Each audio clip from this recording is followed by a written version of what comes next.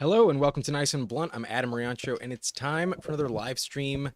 Sunday night, we do Best Ball Mania, but first we're going to do a puppy. We'll do a puppy first, then BBM, maybe a third, but let's get it going. Let's go.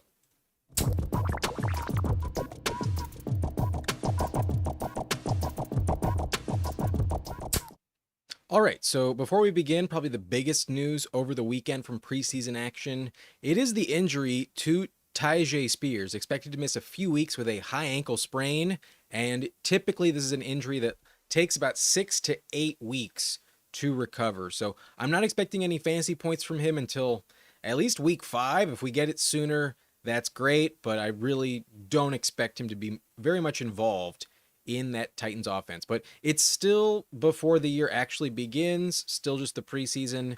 I still think he's a decent pick. I'm not going to write him off my board. I have been drafting him a lot, so I'll probably cool it, but I do still think he's a fine selection. Maybe a round or two cheaper, maybe 3. But worth mentioning because it does make Tony Pollard a better selection. Otherwise, the only big injury news would be Rachaad White had a groin injury. I think he'll be okay, though. For week 1, week 2, I don't think it moves the needle very much, but maybe you trust Bucky Irving a little bit more. Anyways, let's go to Underdog. Looks like Scott Young is in here with us. Good evening, my friend. Thank you for joining me. And I'm going to wait just a little bit for people to trickle in to do the Best Ball Mania tonight. So I will hop into a puppy first if you do want to join me, Scott, or anyone else. This is what we're going to be doing first. 20-second timer, $5 entry. I'm not going to waste too much time. If you want to join in, hit that button right now. Hope you're ready for it if you want it, and I will join in 3, 2, 1. Let's go. There are 6 spots left, so shouldn't take too long. Should be flying very shortly, and then about a half hour from now, we will do the Best Ball Mania tournament. But Cobra says, just saw Ricky Person go in the 6th round in an FFPC draft. I just learned who Ricky Person is, and 2, dude actually wanted Pearsall, who he just took in the 7th. Oh, that's brutal. Do they play the same position at least? I don't even know who Ricky Person? Who's Ricky Person? Who the fuck is Ricky Person? $2,000 entry fee? Holy shit. That's sad. Who is Ricky Person? Not even showing up on player profiler. Now you have me curious. Manage league so you can cut him. Okay, that's better. But yikes! What a way to burn $2,000 in round 6.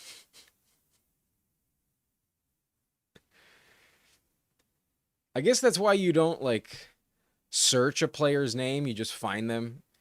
You just scroll down until you find them. Because if you misspell it and you don't think you're actually making a mistake, you can really screw yourself. Damn. That's sad.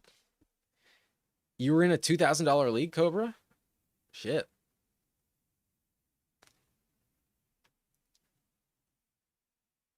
Okay. This is the board. Are we good on the settings? Does it all fit? Yeah, looks that way. Okay. Gotcha. I'll be in here. Too late for me to join, but I'll hang around until you rip it. Yeah, we're going to do Best Ball Mania in like 30 minutes when this draft is over.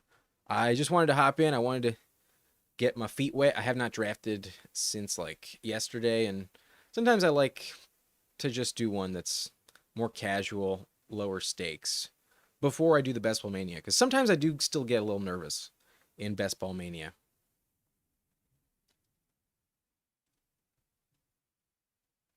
There's definitely a lot of players that I'm like honing in on now, and a lot of players that I've like ruled out that I'm just not willing to draft at all.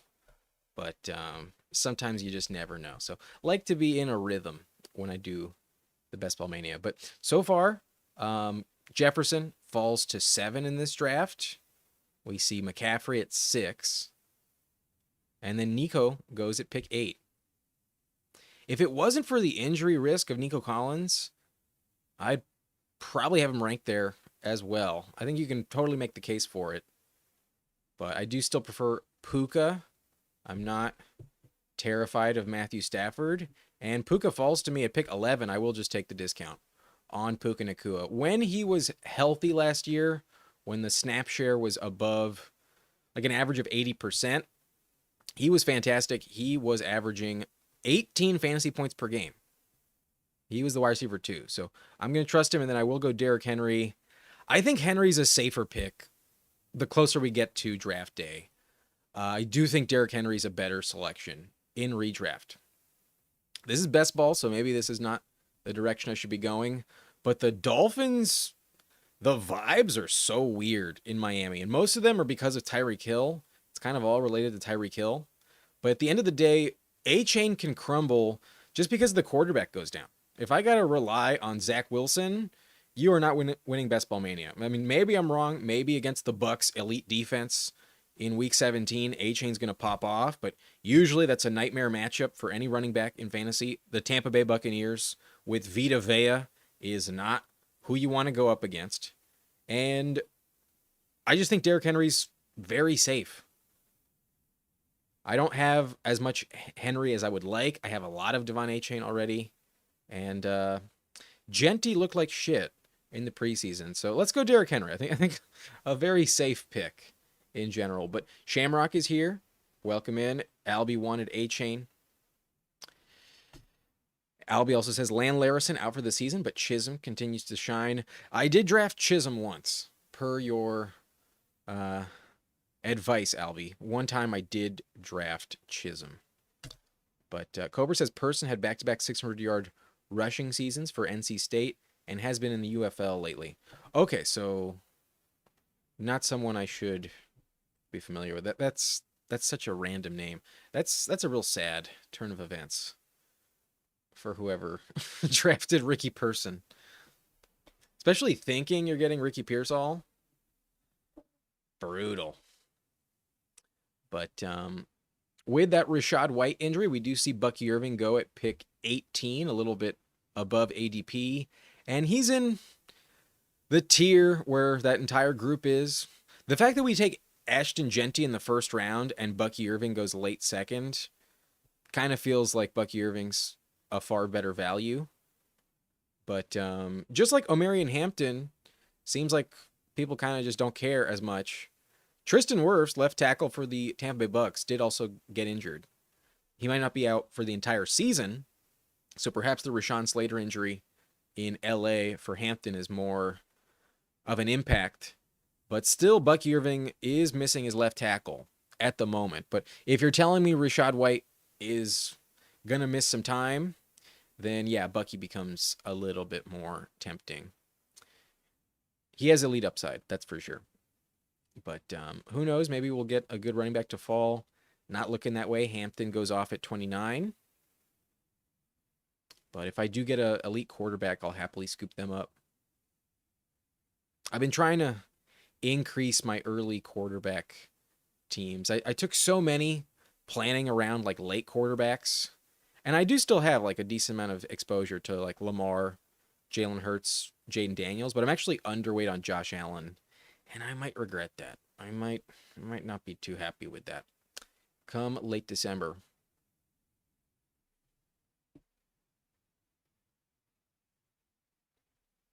Cobra, for this one, I was not, I don't think he was streaming that. I don't think he was streaming that draft.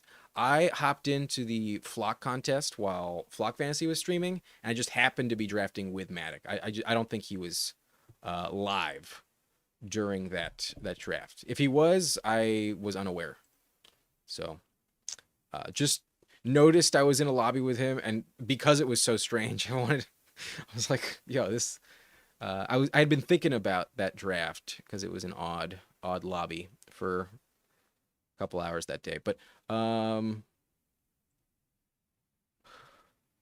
go George Kittle. I think that's a difference maker selection at this turn here. And maybe we still get an elite quarterback, but if it's not Josh Allen, I'm not as desperate to catch up on my Jaden Daniels and Jalen Hurts exposures. So, in that context, maybe we don't go rainbow strategy. Maybe we get back in at receiver. And I love what I saw from Tet McMillan. I'm back in on Tet McMillan. I've been taking him a lot at the beginning of this draft throughout the summer, and probably the last 3 weeks, 4 weeks, I have been trying to cool it on my early fourth round Tet McMillan uh, drafting. But he looked really good in the preseason, and it's just a reminder that Adam Thielen is getting older. Probably, probably not going to stay healthy. Last year, Adam Thielen missed like 9 games. So Tet's by far their top option. And I do love the backstack option of Bryce Young, an extremely affordable pick, and was also playing really well in the final 10 games for Bryce Young. He was just as good as a guy like Sam Darnold, and Darnold was top 10 last year. Darnold was a very valuable quarterback. In the final 10 games of the year, Bryce Young averaged 18 fantasy points, which did rank top 12, top 11, just behind Darnold, who was QB 10. So there is some rushing value for Bryce Young, but in general, if I'm trying to stack him up with anyone, it's Tet McMillan. And in general, I think he's a safe pick here. Some very high upside if things work out. Because when Thielen was the wide receiver 1 last season, he was putting up top 15 numbers. He was just as good as Terry McLaurin in points per game. Adam Thielen as the Panthers wide receiver 1. Late in the year, after they traded away Deontay Johnson, after Adam Thielen came back from injury, getting about 7 targets a game, he was putting up over 13 fantasy points per game. So that's what we're hoping for with Tet McMillan. He's a rookie. We've never seen it before. It's justified to get excited. Anyways, this draft is looking pretty good so far. We got Puka, Derrick Henry, George Kittle, Tet McMillan. Feel very strong with the team. Jaden Daniels does fall to pick 45. That's a really good price on Jaden Daniels to the team at 4, with Bijan, Jonathan Taylor, Garrett Wilson, and Jaden Daniels. But the round 3 receivers feel pretty gross. Anytime I can draft a tight end or quarterback in round 3, I usually feel better. But in general, I'm trying to get my hands on Hampton at the top of round 3. Then go quarterback, and then I'll take the tight end. But we used to love Devontae Adams in round 3. Now Stafford's injury makes it a little more dicey. Probably not a big deal though. Probably still worth hammering Devontae Adams.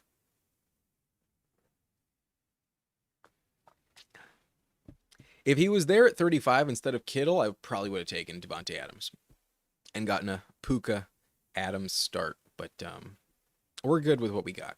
No complaints. Kenneth Walker goes 54.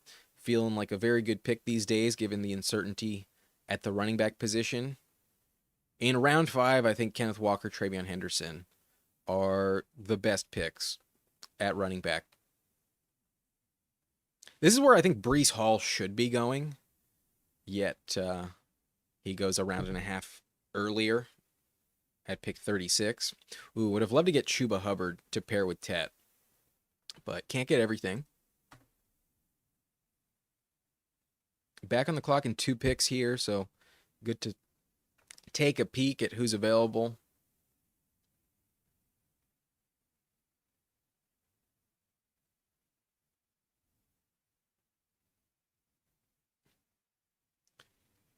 Travis Hunter goes. Zay Flowers is still on the board.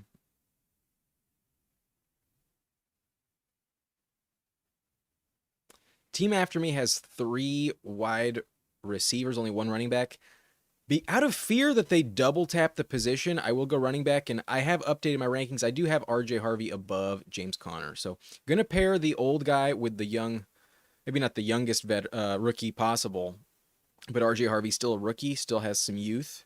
And I'm not that worried about J.K. Dobbins at the end of the day. Dobbins probably gets hurt.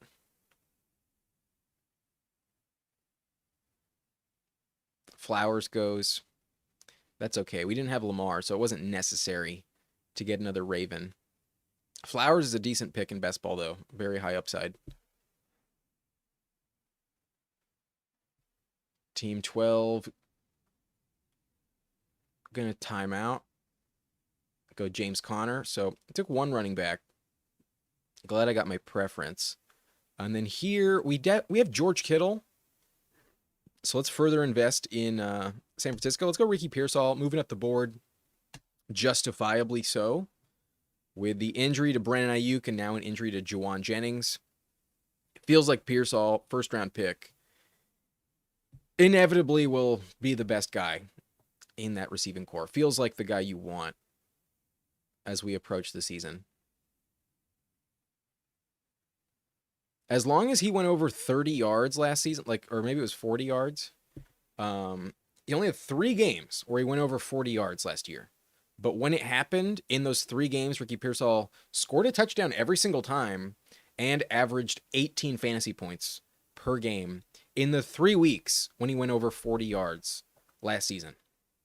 So the upside's definitely there for Pearsall. Hopefully he remains the wide receiver 1 even when Ayuk comes back. That's the only big hesitation with the Niners receivers. What is it going to look like if Ayuk is fully healthy? But what are the odds Ayuk is actually fully healthy? It feels kind of slim, you know?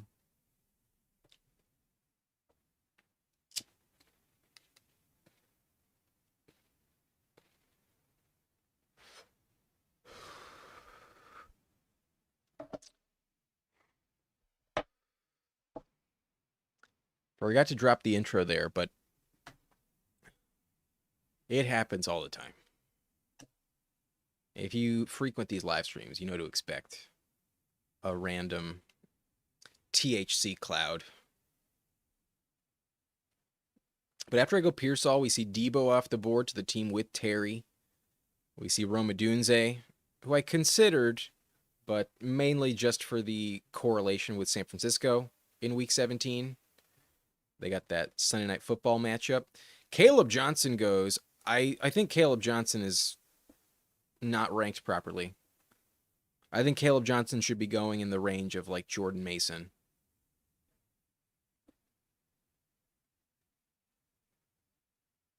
I personally would rather have Jalen Warren than Caleb Johnson. But Stephon Diggs, Chris Olave, Jerry Jeudy, Egbuka off the board. Dave Montgomery, DeAndre Swift, Aaron Jones, Sam Laporta, and then Juwan falls to the 7th round. So basically, at least in this draft, the ADP on Pearsall and Juwan has flipped. And then some really good picks in round 7 with Golden, Jacoby Myers, and Jordan Addison. Some really safe options. Pacheco off the board. Would have expected maybe Tony Pollard, but maybe I should keep my mouth shut. I would love to see Tony Pollard available at pick 83.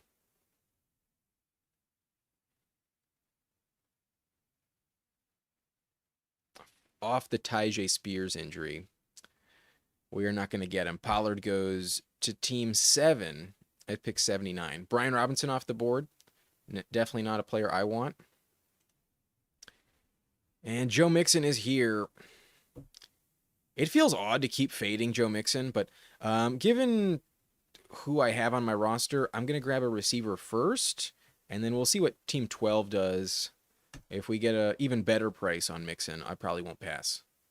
But tempted to also go with a Jordan Mason or Jalen Warren. Does not take a receiver at all. I've been kind of needing to get back at that position. And Josh Downs is sitting here. Josh Downs a much safer pick than Joe Mixon. So I will take him. I think he's a perfectly fine, safe selection here. And I view him in the same tier, in the same category as Chris Olave and Jerry Jeudy. I'll be honest with you. I am not high on Olave or Jeudy at all. Josh Downs was just as good as DK Metcalf last year in points per game. Same with Tyreek Hill. Josh Downs averaged 10.5 points per game last year. He was very productive. He's a very safe pick in general. Michael Pittman is injured. That's good. Alec Pierce not looking better than Adonai Mitchell. And A.D. Mitchell plays a much different game.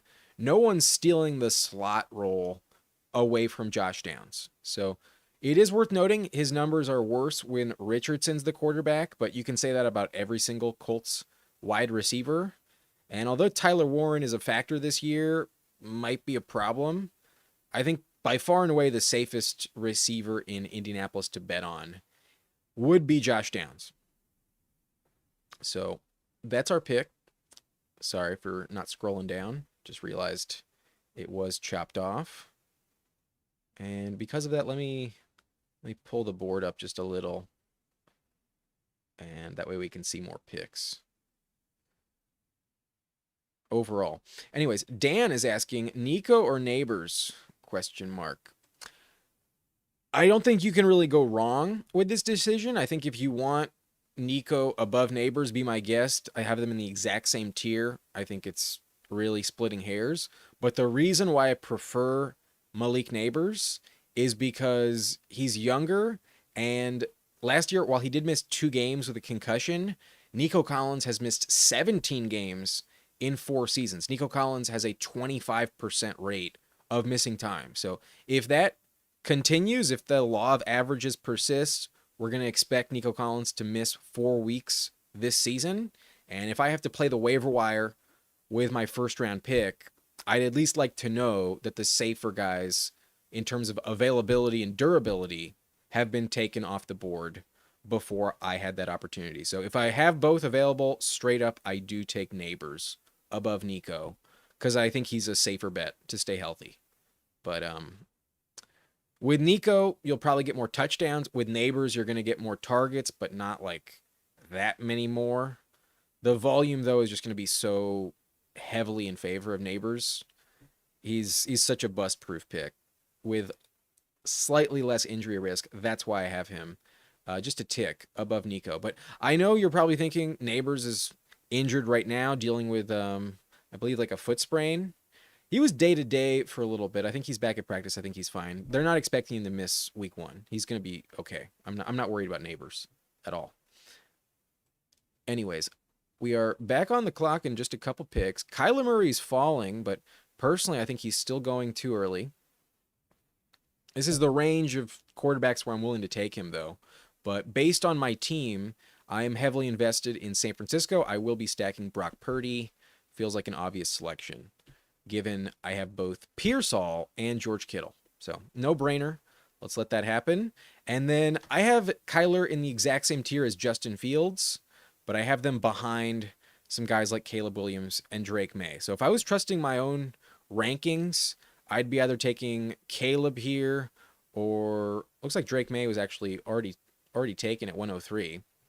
But Fields goes off the board. So perhaps this is a good time for me to add someone that I normally don't draft. Kyler Murray with a full 14 pick ADP fall. Not the worst pick. Now I kind of wish I took James Conner, though. But I'll take Kyler Murray at this price. I think in round 10, I'm happy to take Kyler. At the top of round 9, or sometimes even in round 8, I don't think Kyler's worth it. But in round 10, I think it's a little bit different. I still have some guys ranked higher that are still available. But it's best ball. I don't have to decide when to start him, when to bench him. And as my backup, I feel fine drafting Kyler Murray. I do rank him behind Brock Purdy, straight up. But after Kyler, we see Tyler Warren off the board, Zach Charbonnet. Perhaps I should have grabbed a running back there, but I still think I'm in okay shape. And no need to be drafting desperate when you get a good value on Kyler Murray. But in hindsight, I now wish I took James Conner over RJ Harvey. But if I was planning to stack a running back, I would have expected Bo Nix to fall this late, not Kyler Murray. It usually doesn't happen. Usually one of the teams with McBride or Marvin Harrison does not let Kyler fall past them. But the team with Harrison, who also has Stephon Diggs, did take Drake May. Did leave Kyler on the board. But this is the range in the draft where you do not want to be taking wide receiver. That's why I went with Josh Downs, even though we could have grabbed Mixon in round 8. The fall off of what Downs can offer me compared to who I'm looking at this part of the draft, much, much different. And there's a world where Luther Burden is a great pick. I wouldn't rule that out at all. I'm fading DJ Moore this season. I think Rome could still disappoint us tremendously. But with the addition of Colston Loveland, I think that's who I'd rather have in this range. And then Burden is like just a best ball guy. I would not want Burden in like my regular redraft league to be like my wide receiver 5. I don't want to be counting on Burden in redraft. But Keenan goes round 11, which is pretty fair. This is where we were drafting Trey Harris. And Keenan, I think, is definitely more valuable than Trey Harris this season. So fair price on Keenan. I'm so happy I was taking a shit ton of Keenan, just trusting that he was going to sign somewhere over the summer. Keenan round 17, I was hammering Keenan. I was with him all the way in his price drop. He started around pick like 120. Back in like in the big board before the draft, he was around like right here, around pick 120, and he's slowly fallen all the way down the board. And obviously, like, once his ADP is finally in round 17, that's when he signs and goes elsewhere. But the team with Drake May does go Kyle Williams, Ray Davis off the board, Ramondre Stevenson off the board. Tyjae Spears still goes at pick 120. So maybe that team at 1 doesn't know Tyjae has a high ankle sprain, but perhaps they don't think he's going to return in the next 24 picks. If you are going to reach heavily on someone, it is justified when you're at the bookend. So maybe that's just who they really wanted.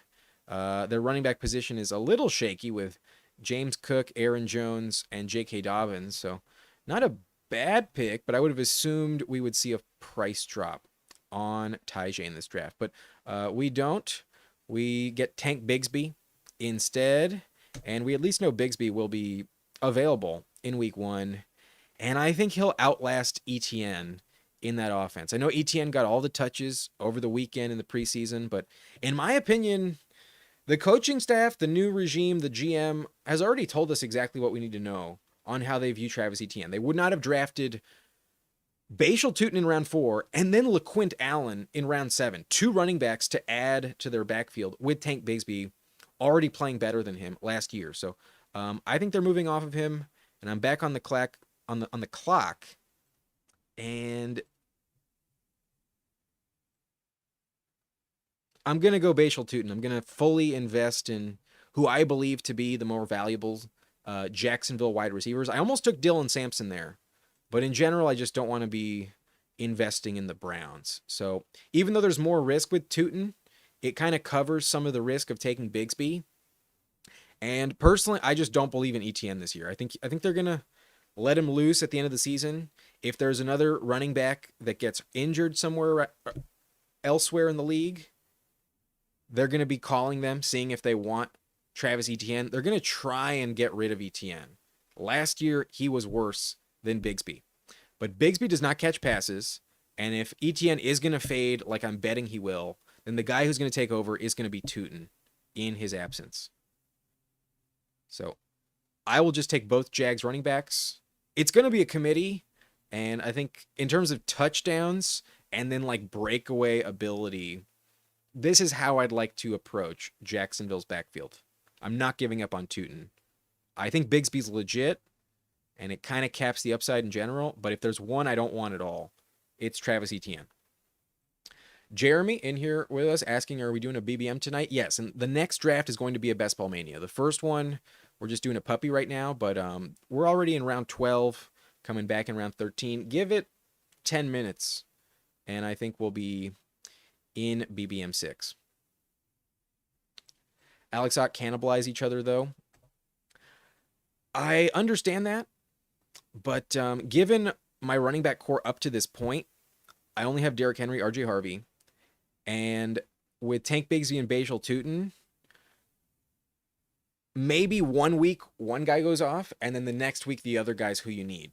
That's what I'm hoping for. I'm going to draft 6 running backs, and normally I like to draft 5. But if you're telling me one of them is, in my opinion, the best way to approach the Jags backfield, at this price, behind guys like Ray Davis, Javonte Williams, Ramondre Stevenson, in comparison with Quinshon Judkins, I'll take my shot on Jacksonville. I'm a little desperate at running back. Let's be honest here. I'm not going to lie. Our running back core is not a very strong, deep, competitive group compared to the rest of this lobby. We need to take some chances. But we have a very high floor with Derrick Henry. We got tremendous upside with RJ Harvey, and maybe we get some early season production from Tank Bigsby paired with some late season upside with Bashal Tutin.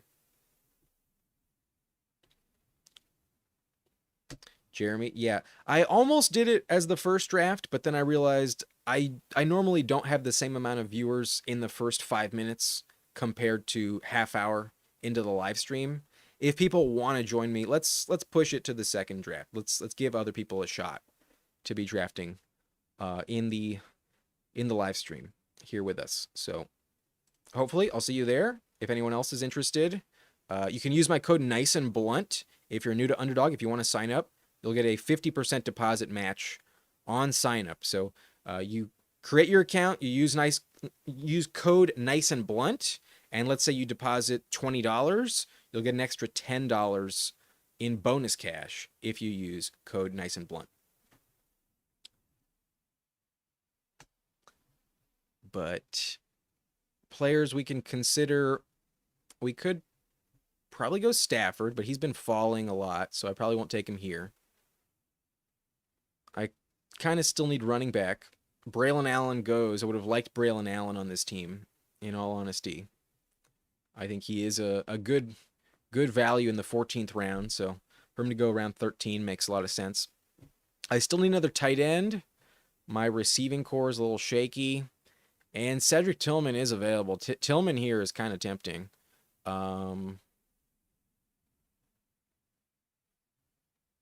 F it. Let's go Tillman.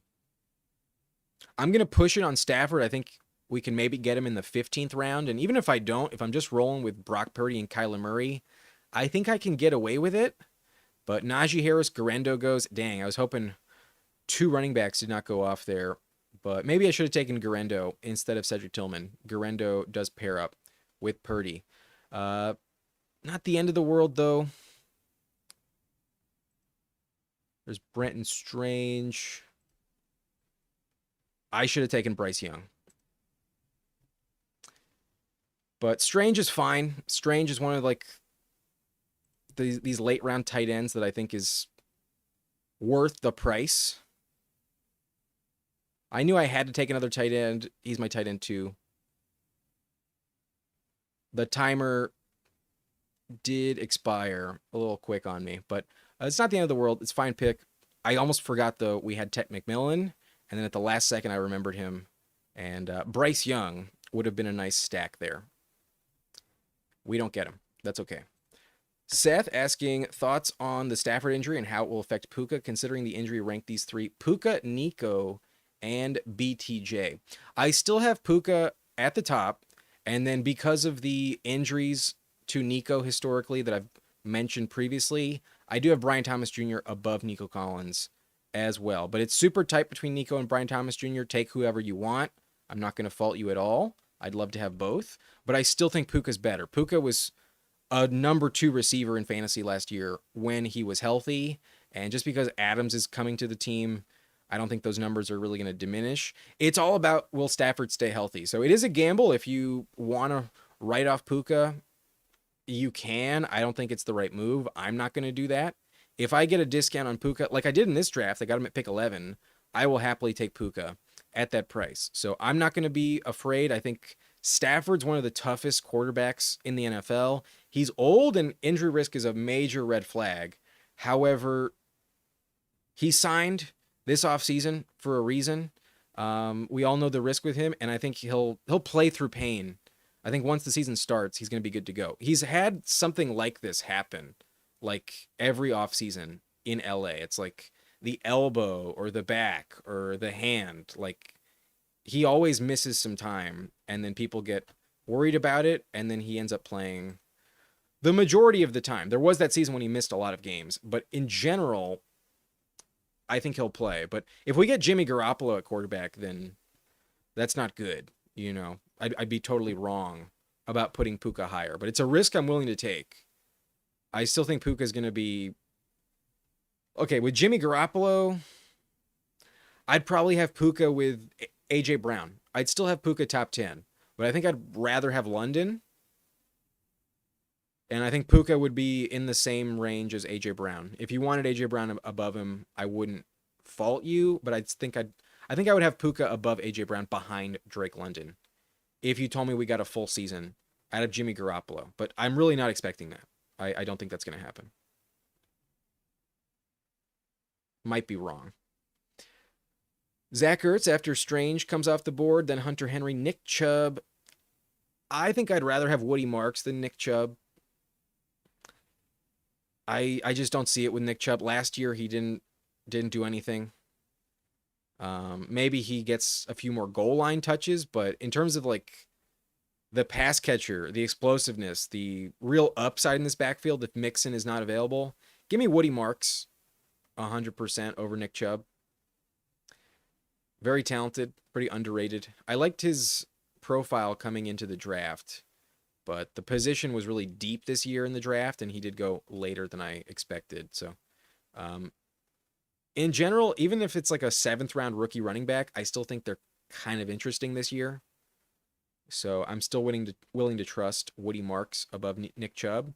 But then Jalen McMillan, Dante Thornton, Cam Ward, Bryce Young, Thielen, Geno Smith, Jerome Ford, Stafford off the board, Jack Betch, Darnold, Wandale, Eckler, Pat Bryant. It's starting to look like maybe Troy Franklin is the way to attack Denver's receiving core, mainly because he's more unique, went mostly undrafted in these tournaments, and you can also get him still 3 rounds cheaper than Pat Bryant in round 18. But Troy Franklin is apparently having a very good camp. Worth mentioning.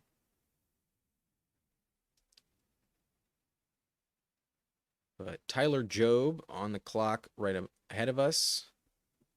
Tyler Jobe, 317. Goes Anthony Richardson, which does give me a sigh of relief. We can go JCM, Ja'Cory Krosky-Merritt.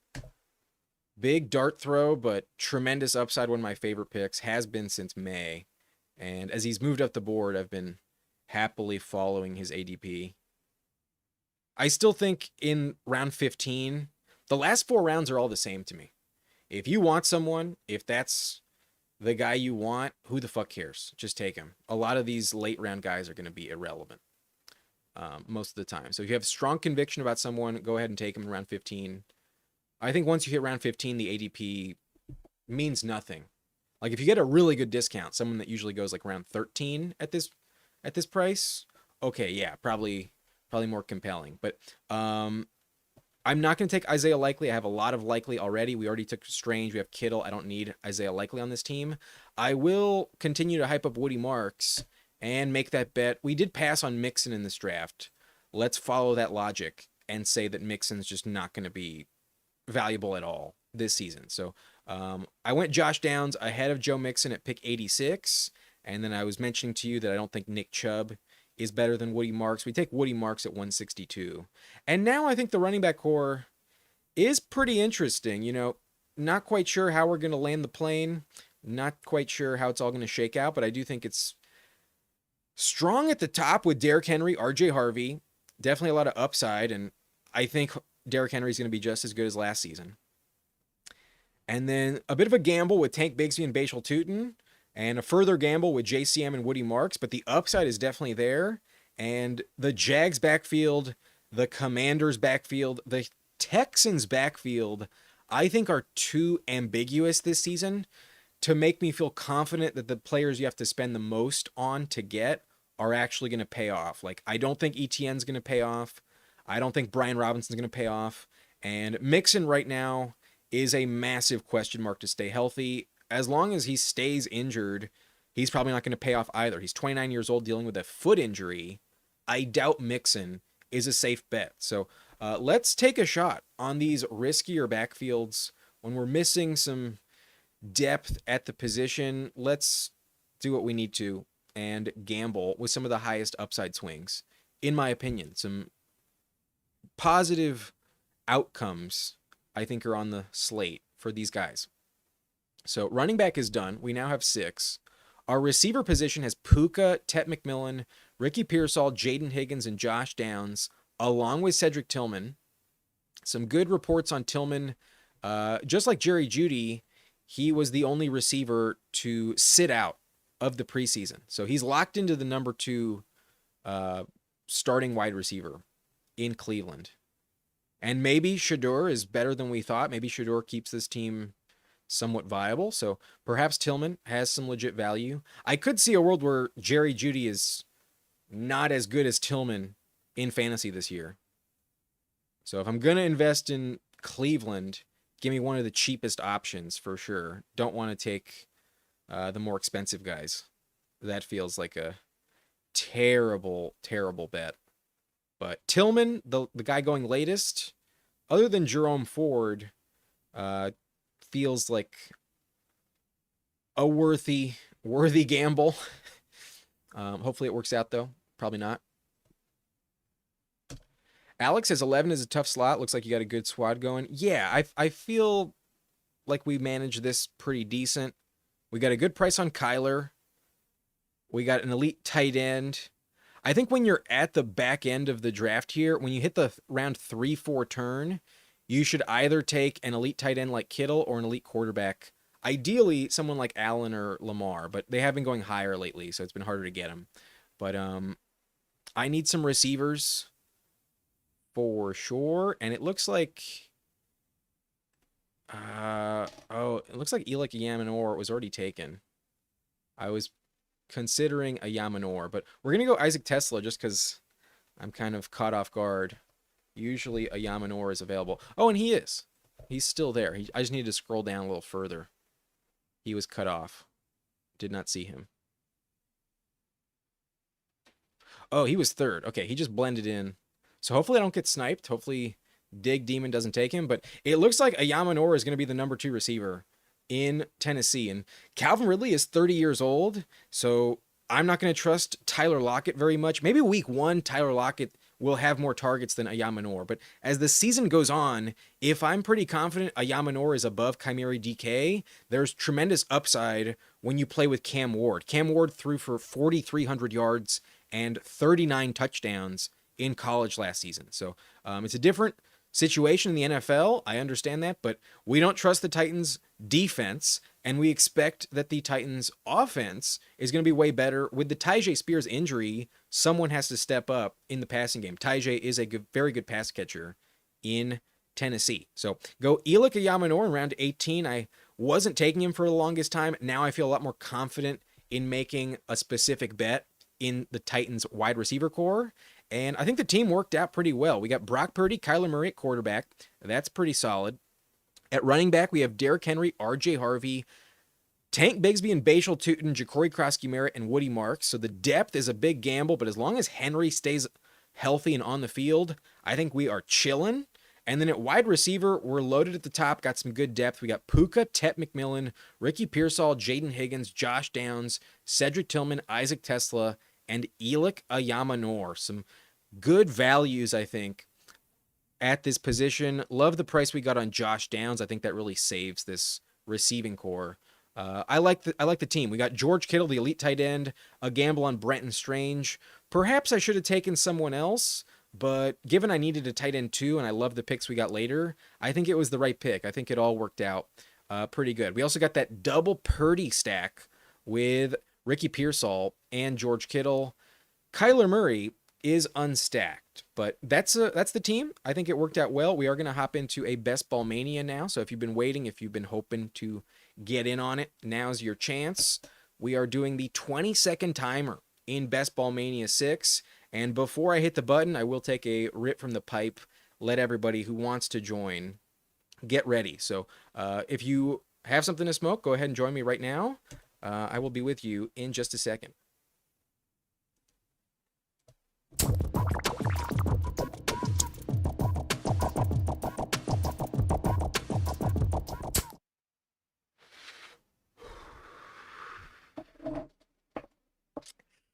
All right.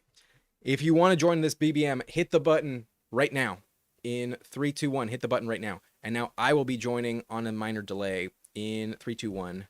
Let's go. How many spots are available? 9 spots left. So very ideal amount of spots available. If you want to join me, come claim it. And it's pretty unlikely you hit the button too early where you're in the previous one.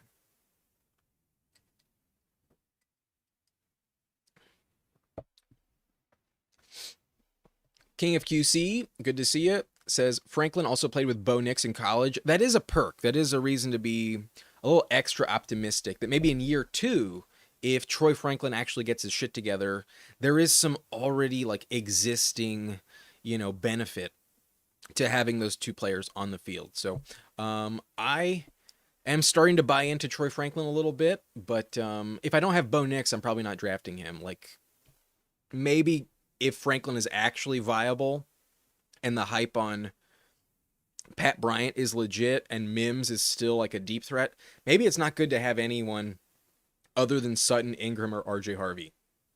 Perhaps the Broncos are actually a big gamble if you don't have one of the top options. It might be a little crowded in Denver.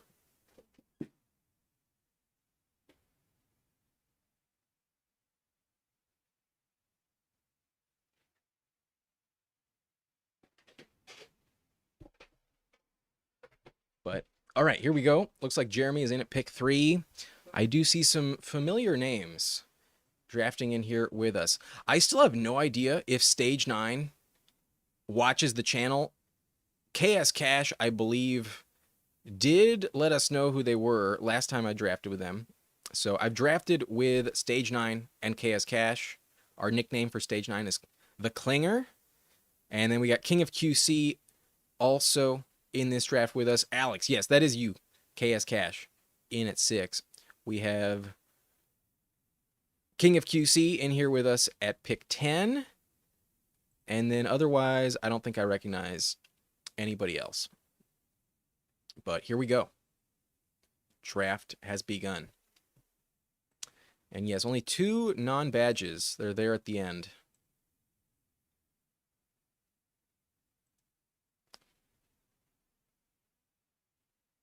Yes, I remember KS Cash had a very good team last time I drafted with him. So this is not going to be easy. But CMC goes. Do we just take Justin Jefferson? I mean, it's Best Ball Mania. This is one of the lowest prices available on Jefferson. Let's do it. There is the hamstring injury, but JJ McCarthy looked okay, and I'm willing to take a bet on Justin Jefferson at pick 7. Let's do it. Let's take the price drop on Justin Jefferson. Maybe we can get a very unique combo. Like imagine if we got Jefferson and Genty in the 2nd round. That'd be pretty dope. But A-Chain off the board. So far, running back has been coveted in this draft. And now that we're back at the top of the board, let me scroll this down so I'm not blocking any of the picks. Once we get past like the 6th round, I'll pull it back up. But we start off with Jefferson at pick 7. Already feeling good. That is not something you can typically expect. Like his ADP is still in the top 5, So to get him this late, like it's not that much different. It's definitely happened before, but it doesn't happen as often.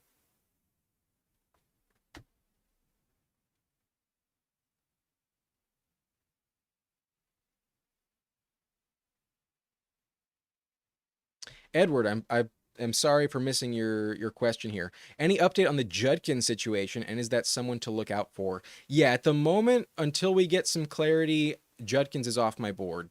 I'm not going to draft him, but just like any player, like news can come in and things change at any moment. So until we get some clarity on what the suspension is going to look like, I'm not interested in Judkins. Already the Browns backfield is gross. It's already disgusting to draft a Browns running back. So that's not something I want to be doing in the first place. And now there's a chance that while he might miss no time at all, he could also miss the entire year.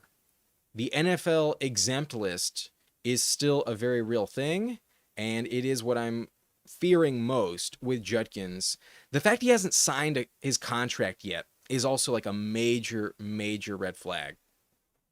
But I am back on the clock, and Drake London is here. Normally, I like to go with elite running backs in the top 2 rounds, but it's not a very common pairing to have Jefferson and London. And London could literally finish top 5 this year. So I will take him at pick 18. He falls 3 spots as well. So based on ADP, we are getting pick 4 and pick 15 on the same team. As much as I would like to have a running back right now, I'm not going to complain that this is how it shook out. Very happy to have a Best Ball Mania team with Jefferson and London. Feels very, very good. Jamie's in here. What's up, man? Just got back from the Fantasy Expo. Hope that was good.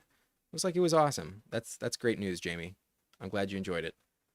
Cobra said missed another Tillman last draft. Indeed, you missed another price discount on Cedric Tillman. But I know there's some people in this lobby here with us around this turn, so I'm not going to say too much. I'm not going to tip my hand entirely before our round 3 pick.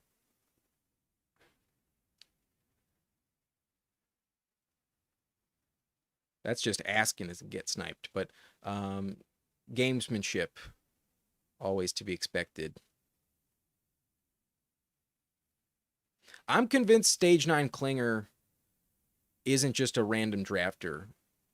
I've been in too many lobbies on the live stream with Stage 9 to think that they don't time some of these entries. But maybe they just draft at such a high volume. It's just all chance and the luck of the draw. But if you are Stage 9 and you are watching, please let me know.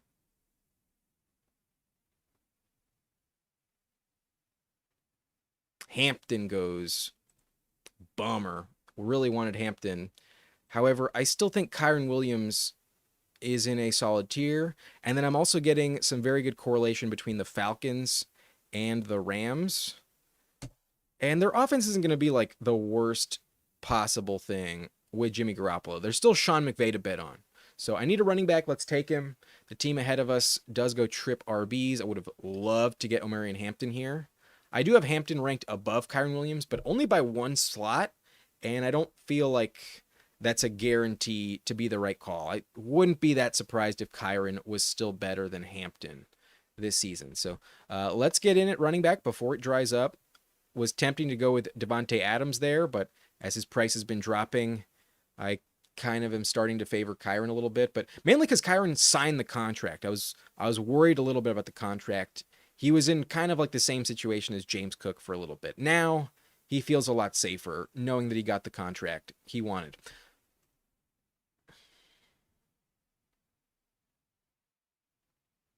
Jamie talking to Harold Fannon's uncle. That's pretty cool. Harold Fannon had 1,500 plus yards last year in college. Like insane for a tight end. Harold Fannon could be like such an elite pickup by the Browns. It's a shame he's a Cleveland Brown. That's unfortunate.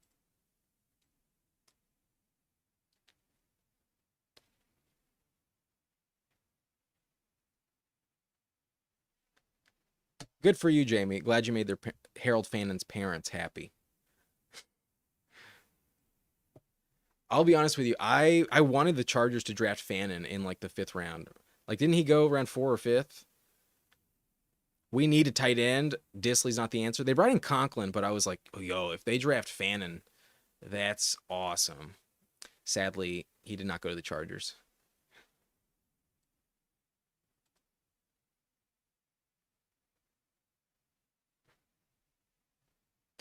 Okay, they're at least from Cleveland. That's nice.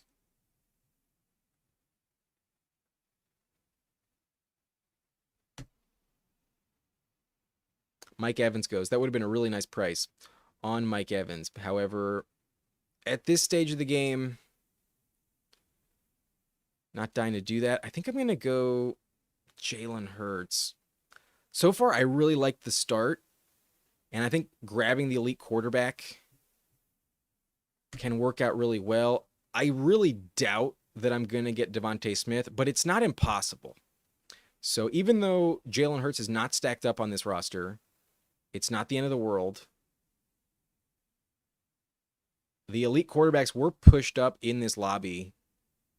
And I feel like given the start I have with Jefferson and Drake London, if we can have a top 4 quarterback, we are in really good shape. So as much as I was considering Tet McMillan and Xavier Worthy there, I feel really confident with my starting 2 wide receivers that I can gamble a little bit at that position for a while. I don't think I have to take wide receiver at this spot. Give me a difference maker with Jalen Hurts. But praying for Devontae Smith, that would really complete this trifecta here. Having Jefferson, London, and then a stacked Devontae Smith would be fucking awesome. But we'll see what happens. No guarantees.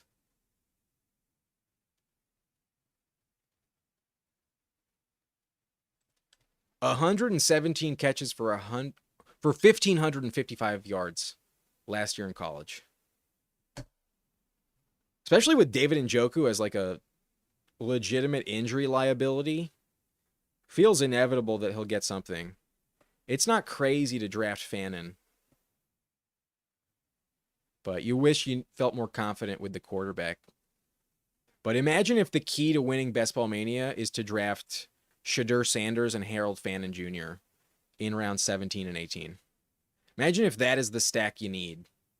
Sadly, the icon in here with us does go Devontae Smith. Oh, a wise pick. Definitely one of my highest ranked wide receivers. I think even without Jalen Hurts, a justified selection. Didn't expect Devontae to make it back. King of QC has 9% Fannin. Good for you.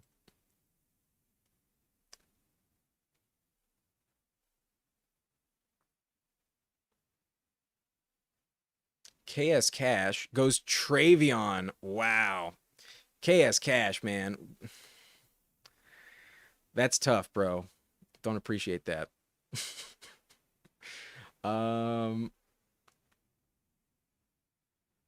In that case, I'll just take DK Metcalf at the discount. Damn, I was expecting I'd have Travion there. Did not think KS Cash would go with 4 running backs in the first 5 rounds, but that's okay. This is the big leagues after all.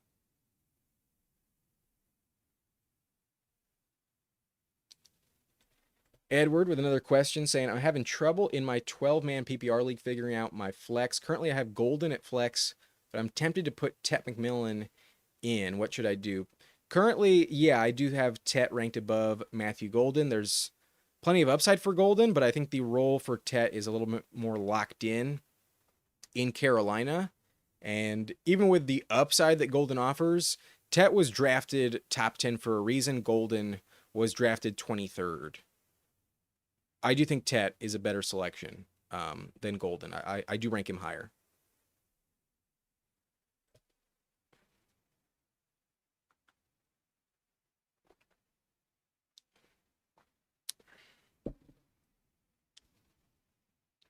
Jeremy says, sorry, Bills-Bengals stack. I think you mean the Bills-Eagles stack. But yeah, I noticed you had Saquon on the team. I don't fault you at all for taking Devontae Smith.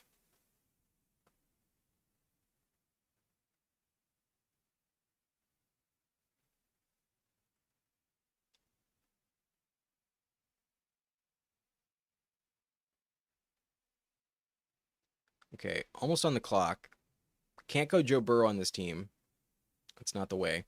But I do feel really confident with DeAndre Swift, and that's why I just took the best value at receiver at the last round. I was pretty confident I could still get a guy like Swift coming back around. So that's our RB2. We have Kyron Williams, DeAndre Swift on this team, along with Justin Jefferson, Drake London, and DK Metcalf. Jalen Hurts is the quarterback. So going to need some type of stack at some point, but Jalen Hurts does not need to be stacked. The rushing value is why he's a 4th-round pick. And he's really not much different than Jaden Daniels, Josh Allen, or Lamar Jackson. maybe like a point and a half per game. Ooh, I know you guys are not here, but there is a skunk outside. I just got a rough whiff. Holy shit. Good thing all my doors are locked. The cat's with us. The cat's safe. Cat's good. But not a pleasant smell. Not fun. We gotta cover it up with something that smells even stankier. If you know what I'm talking about.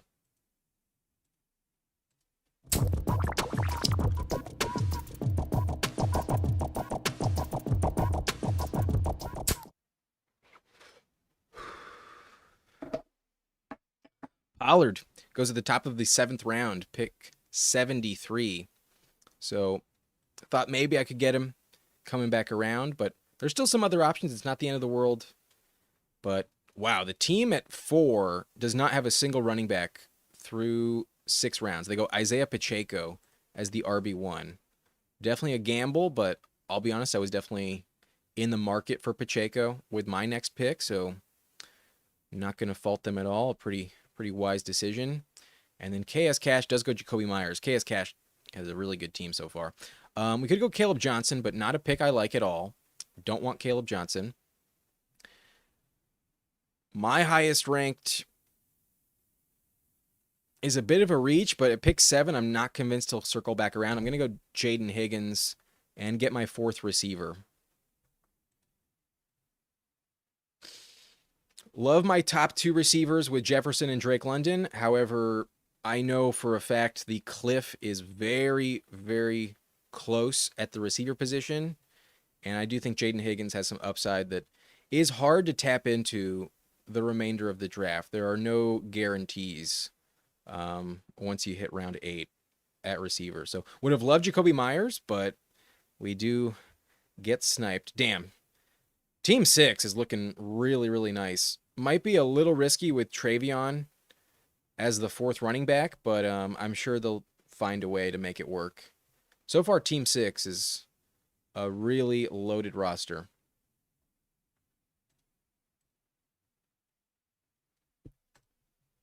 But following Jaden Higgins, we see Laporta off the board, then Caleb Johnson, Aaron Jones, Joe Mixon. So happy I got Swift in round 6. Did not have access to Tony Pollard.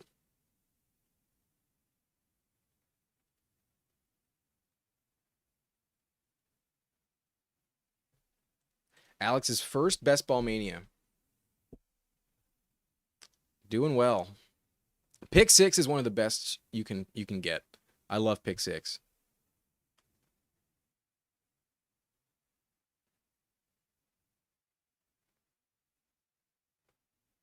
But if I had to guess, I would assume you're going Baker in the next round. That'd be my assumption. But perhaps you just need enough receivers to make it work. Anyways, let's focus on our team. We are going to be on the clock. And I do have a stealer on this team. I do have a stealer with DK Metcalf. So it's, I think, justified to grab Jalen Warren, another stealer investment. Perhaps they're better than we give them credit for. And my preferred Pittsburgh running back is Jalen Warren. However, I think he's more of a floor play, and I have Drake London on this team. I'm going to go Darnell Mooney.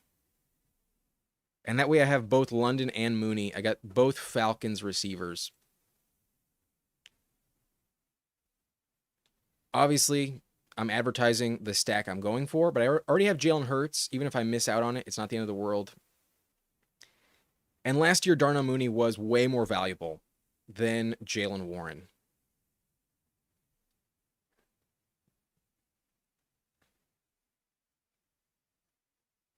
So although it'd be nice to have a good floor play as our 3rd running back, I don't think he's like the most valuable pick in general.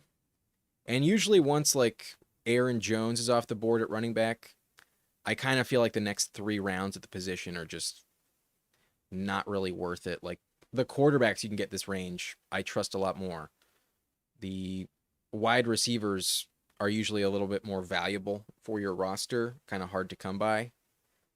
And then there's some backups and handcuffs going later that I don't really see as any different than who goes in this range. But there has been a run on tight end. They have been going a little early.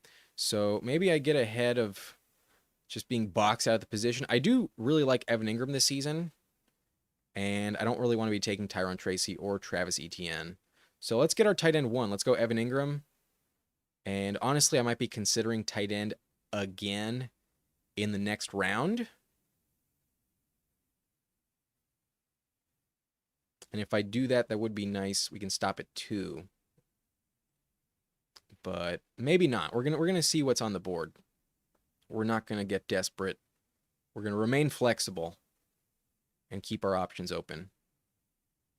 So the team so far has at least one player at every position. We have Justin Jefferson, Drake London, DK Metcalf, Jaden Higgins, and Darnell Mooney at receiver. I think we can definitely tolerate the risk-reward ratio with Darnell Mooney. Sometimes he falls to the 9th round, but I think with the Falcons investment, I think it's justified to just scoop him up in the 8th round. And given who else I have, I think I can wait out his shoulder injury. I think he'll be okay. When he is healthy, I really like his upside in that offense. I don't trust Kyle Pitts at all. And other than Bijan and London, there's nobody else to catch passes. I don't fear Ray McLeod at all. So I still think Mooney's a good pick. Feel better about taking him when I have Jefferson and London at the top of the rotation. But still, I think he's a good pick. And then Loveland did not circle back. I was definitely in the market for Colston Loveland if he was on the board at 114. So good thing, in my opinion, to take Evan Ingram there, get ahead of the fall off at tight end. Ganymede with also 2 running backs goes Charbonnet. That's unfortunate. I was interested in Charbonnet. Purdy is available. Damn.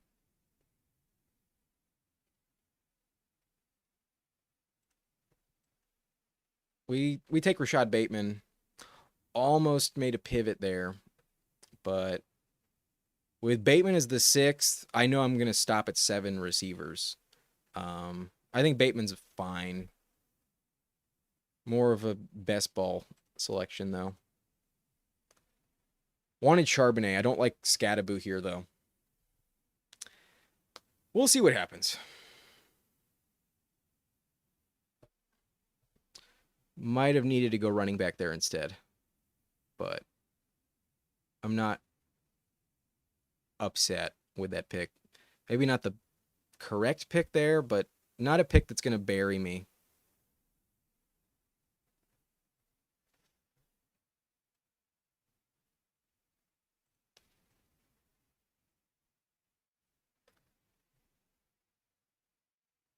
Tank Bigsby goes 119. Bit pricey on Bigsby, but I guess I understand.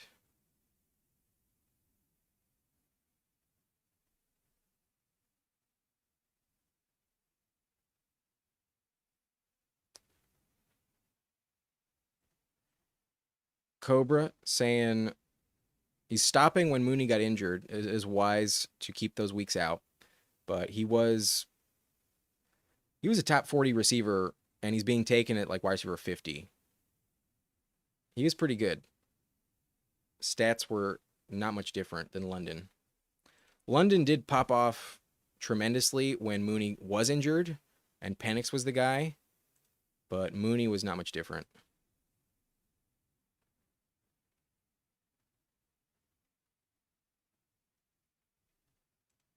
KS Cash goes Christian Kirk as the wide receiver 4. So a big gamble at running back might not pay off, but I'll take Tyjae Spears.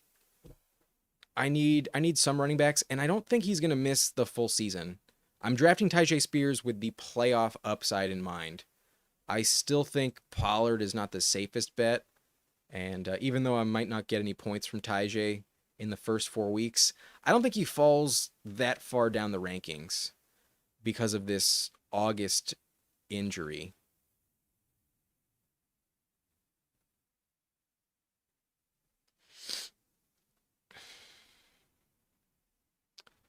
But in hindsight, I am kind of regretting not grabbing a running back in the 10th round and going Bateman there, because there's two guys I really want with the next pick, and I feel it's extremely unlikely that either of them circle back to me in the 13th round. And so if I was realistically going to take both of them, I would have had to reach on one of them where I took Tajay right here. So if I, let's say, took Ray Davis at 114 and then reached on the guy I'm trying to take in round 12 right now, I might feel a little bit better about my roster. So the Rashad Bateman pick may have been a mistake now that I'm almost 20 picks behind it.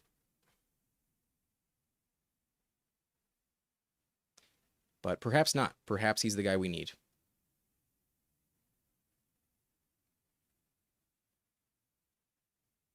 Stroud off the board. Trey Harris was just taken to pair with Justin Herbert. Jaden Blue off the board.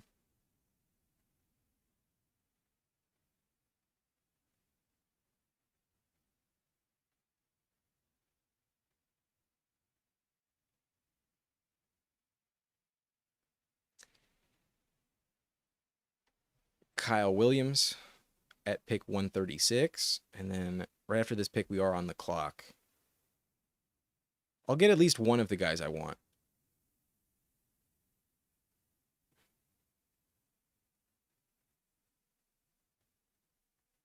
Keenan Allen goes. I was not in the market for a receiver. It's between Michael Penix and Dallas Goedert for our stacks. Question is, who's more likely to circle back?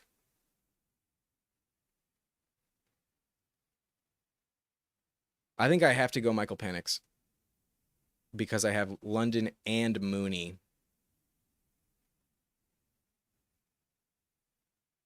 Hopefully Goddard comes back, but if I don't have the stack for Hurts, it's not the end of the world. We'll see what happens. But Michael Penix compared to Marvin Mims and Josh Palmer feels like a much better pick. Goddard goes off the board to the Icon, obviously. Not expecting him to circle back, so that's okay. The Icons team looking pretty good so far. He has Saquon, Tyreek Hill, Josh Allen, James Cook, Devontae Smith, Matthew Golden, and Jaden Reed. Khalil Shakir at a big discount.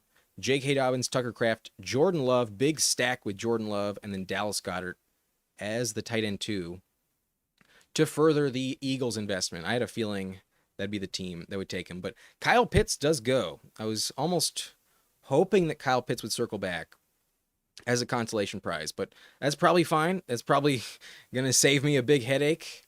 In general, I should probably be drafting running back at this point. Our running back depth is not very good on this team, but the receiver depth is pretty loaded. I am really regretting that Rashad Bateman selection now, but we're okay. Cam Ward, Rashad White, Bryce Young. But at least I'm done at tight end. I mean, I'm done at quarterback. I have a good tight end on this team. We're still chilling.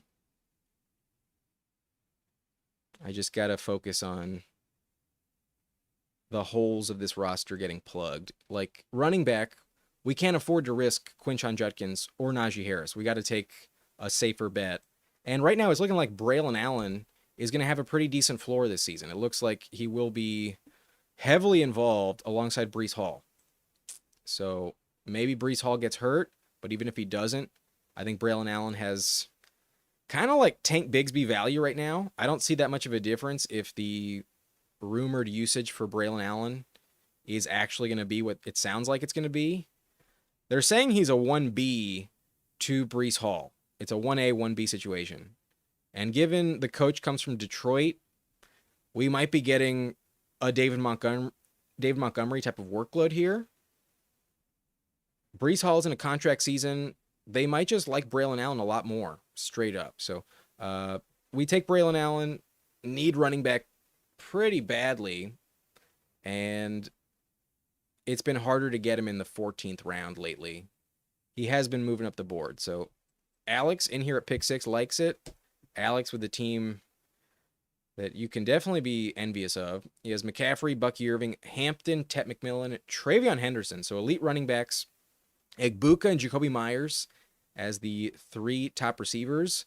And then Baker, Tyler Warren, Brock Purdy, and has gone ham at receiver the last 3 rounds with Christian Kirk, Josh Palmer, and Cedric Tillman. Good luck with Christian Kirk as the wide receiver 4. But you knew what you were getting into when you go with 4 running backs in the top 5 rounds. But yeah, it does kind of feel like Braylon Allen here to save my ass a little bit. But that's kind of one of the reasons why I'm like not that afraid of passing on these middle round running backs. That's why I'm like fading guys like Brian Robinson Jr., J.K. Dobbins, Tyrone Tracy, Travis Etienne. We also faded Jalen Warren in this draft. Like, are they going to be that much different than Braylon Allen? Maybe not. But, yes, need the fluidity. We also have Tajay for some late season upside. So, I don't think I'm going to go Najee with the Tajay injury. I need another tight end.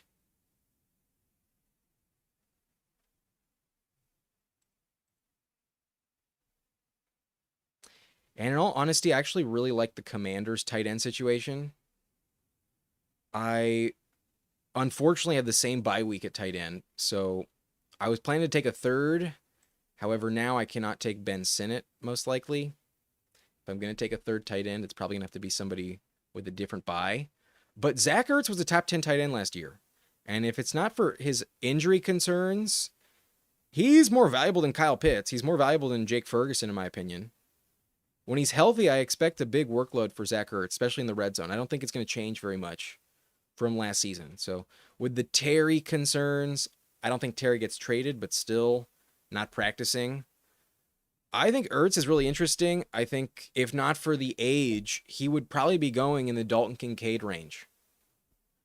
So I do think Ertz is kind of a diamond in the rough, but obviously at 36 years old. Oh no, that's Kelsey who's 36 years old. He's younger than Kelsey. He's actually 35 years old. Or maybe he's 34. He might be only 34. But still, that's pretty old. For a tight end, definitely some injury concerns. It could be like 2 years ago when he gets hurt by like week 5 and then Trey McBride completely takes over. Ben Sinnott is a round 2 tight end, just like Trey McBride. But to start the year, Ertz is the guy, and I do like Ertz quite a bit.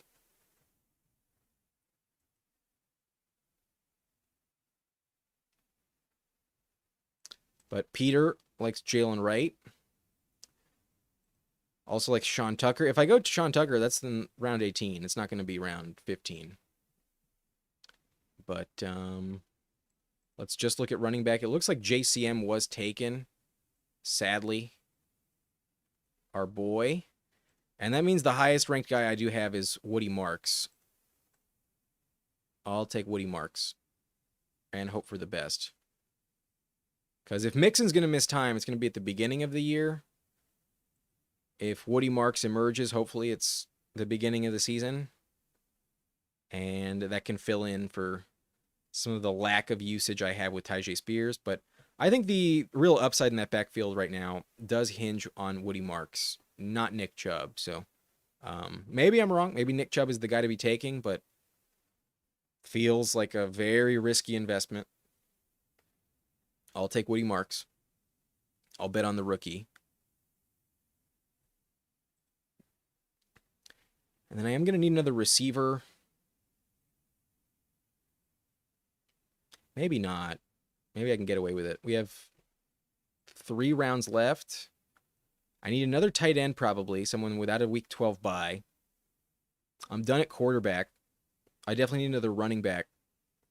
And then, yeah, I should probably draft a 7th receiver.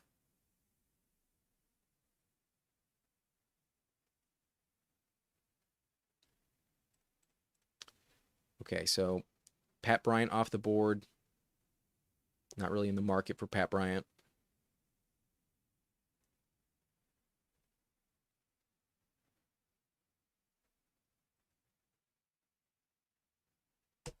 You think Rashad White is the RB3 this year? Wow, that's a bold call. I mean, I know he just got injured, so maybe Sean Tucker has some value, but I wouldn't go that far. I do like Rashad White. I don't think I'm going to go Kate Otten. I don't have Baker Mayfield. I don't have a reason to get in the muddy waters of Tampa if I don't have Baker on the team. We got Jalen Hurts, Michael Penix. Otten off the board. Michael Wilson. You know who looked really fucking good this weekend? Will Shipley looked really effing good. And if Saquon goes down, I think Will Shipley is like clearly the workhorse. Meanwhile, with Keaton Mitchell also looking good, if Derrick Henry goes down, I think it's a bit more of a committee between Will Shipley and between Keaton Mitchell and Justice Hill. I think Justice Hill is still pretty viable if Derrick Henry goes down. Keaton Mitchell not going to see the same volume as Will Shipley if he gets inserted into the starting lineup. So we grab a lot of late round running backs because we need to. And now the running back room is Kyron Williams, DeAndre Swift, Tyjae Spears, Braylon Allen, Woody Marks, and Will Shipley. So I think some good combinations of early season upside with these handcuffs with Woody Marks and Braylon Allen, and then some late season high-end upside with Tyjae Spears and Will Shipley. Hopefully Tyjae's injury does not bury him all year long. But I was optimistic that maybe Torrey Horton would circle back. Torrey Horton goes to Team 6, who also has Sam Darnold. I don't fault them at all for that pick. Torrey Horton, round 16, is a very good selection. And then Keaton Mitchell goes, Brashard Smith goes, Alec Pierce, DeAndre Hopkins, Darius Slayton. Jackson Dart off the board. And with my last two picks, I need one more wide receiver, I need one more tight end. I think I'm going to take my preference at wide receiver before it's too late. I think whoever's there at tight end in the next round is arguably who I'm going to want here in the 17th round. Not the guys at the top ADP. I don't really want Mason Taylor with a high ankle sprain, even though I did take Tyjae with a high ankle sprain. But A.D. Mitchell goes, damn, I wanted A.D. Mitchell, bro. That's a shame. That's very unfortunate. Okay, I'll just go Elik Yamanor instead. Yo, we got sniped a lot by Team 6. KS Cash did not give us any wiggle room. Okay, so our final receiver is Elik Yamanor. And now I am kind of happy I have Rashad Bateman as the wide receiver 6, because Bateman is just pure upside. Just spike week potential. He can score from like 50 yards out. Last year I had 9 touchdowns. And if the trends continue on Zay Flowers not getting any red zone looks, maybe Rashad Bateman's actually the much better value, the guy to take in best ball. But I probably should have taken Ray Davis instead of Rashad Bateman in hindsight. I think if I went Ray Davis, Dallas Goedert, and Michael Penix in rounds 10, 11, 12, I think this team might be significantly better than what it is. Because Bateman instead of Goddard, not sure it helps me. I'd rather have the stack with Jalen Hurts. And then Tyjae Spears instead of Ray Davis. It's possible Tyjae's still the better guy in terms of value, but to bet against James Cook would have been nice.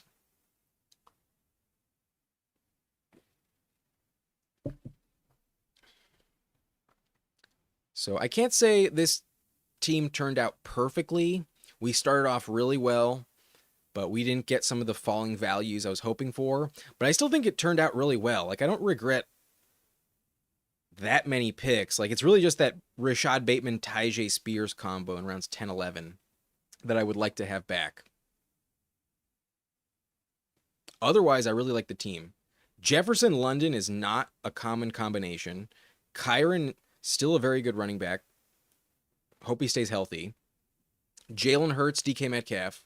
Good value on Metcalf. Elite quarterback with Hurts. Swift, Jaden Higgins. Love Swift. Mooney for the Penix stack. Ingram is a top 10 tight end for sure. Bateman high upside, Tajay hoping for the best, Penix for the stack, and Braylon Allen, Zach Ertz, Woody Marks, Will Shipley, Elika Yamanor.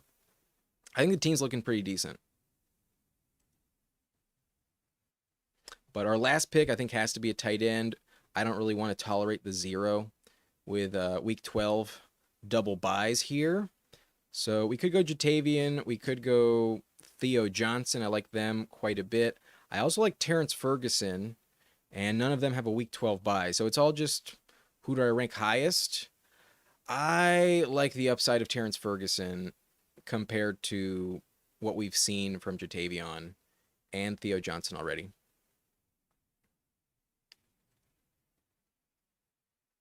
Okay. So let me check the chat real quick.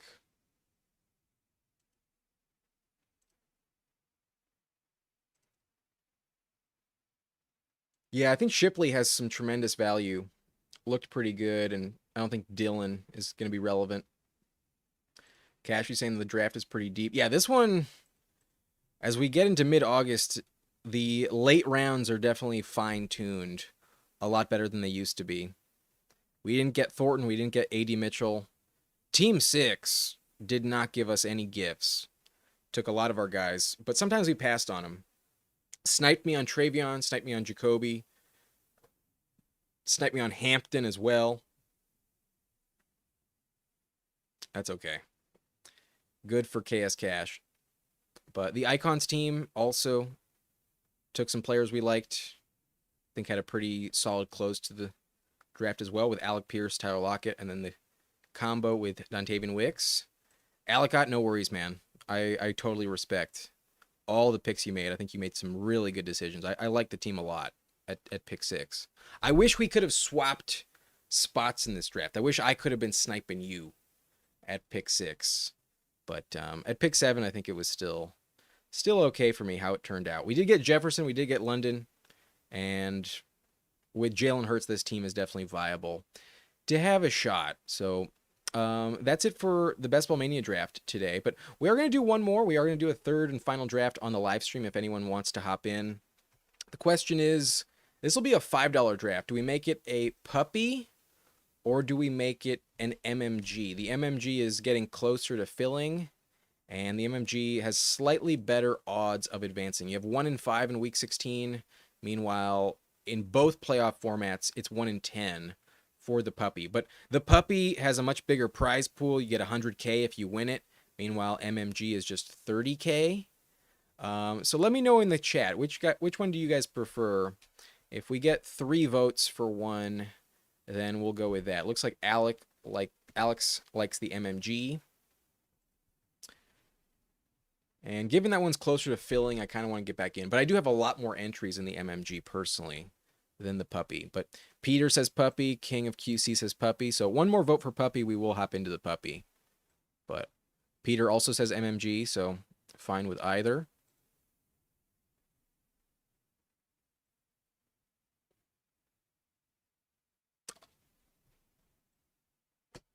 Changed your vote. Which one is it, Peter? Do you want the MMG or do you want the puppy? I think you want MMG.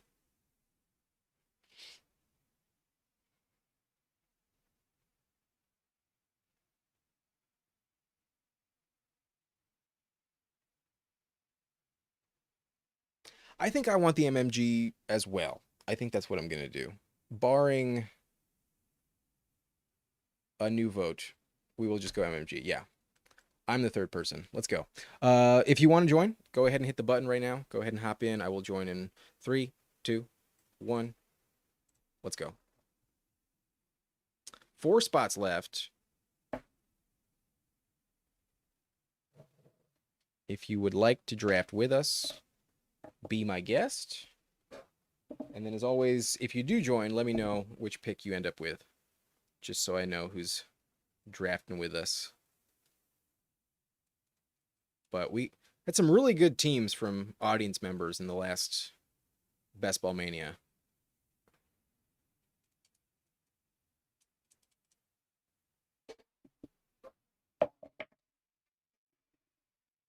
I forgot to check out King of QC's team as well. Let's while we wait There's 3 more spots yet to fill. Let's take a look at King of QC's team. I think he had the 10 slot.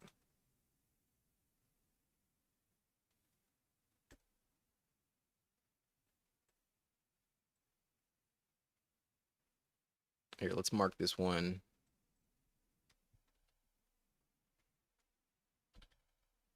Streamed August 10th.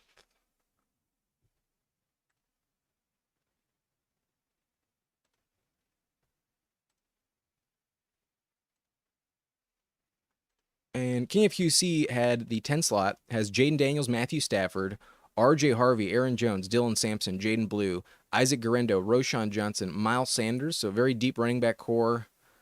Good luck with the Browns and Cowboys investment, but I do think you made some good picks. 7 running backs, 7 wide receivers. The receivers are Puka, Amon-Ra, Terry, Debo, Ayuk, Luther Burden, and Troy Franklin. Fragile enough with some good options where I think the 7 running backs, 7 receivers might be fine. And then at tight end, you have TJ Hawkinson, Pat Fryermuth, and then Jaden Daniels and Stafford at quarterback. So a few stacks. I think the team is pretty interesting. Not bad at all. We did draw the 4th pick in this lobby. The draft is starting. So I recognize KS Cash in here with us. Otherwise, let me know.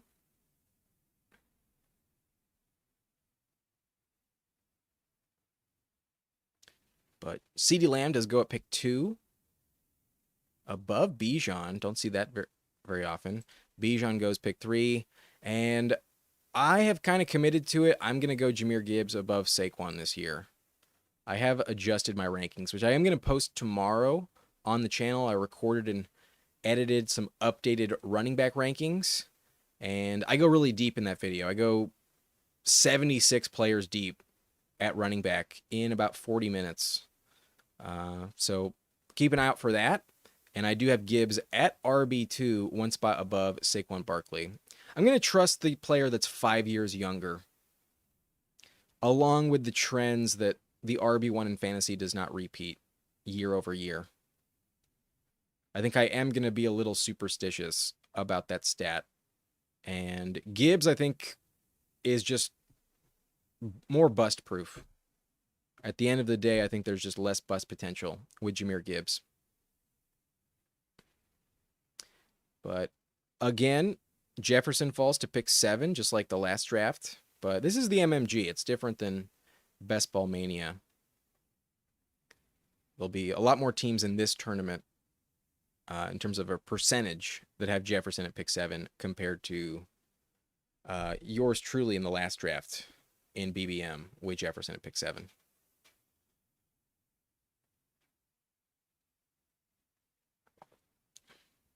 But odds are the hamstring injury is not that big of a deal. It might linger, though. It's possible Jefferson is not a good pick in the first round. Definitely possible. But it's reliant on injury. Injuries can hit anyone. But Cobra saying is KS Cash 11 or 12. It's pick 11. Ooh, I thank you for bringing that up. I gotta lower the draft board here. Sometimes I forget that gotta readjust it. There we go. Yes, KS Cash is pick 11. Right there.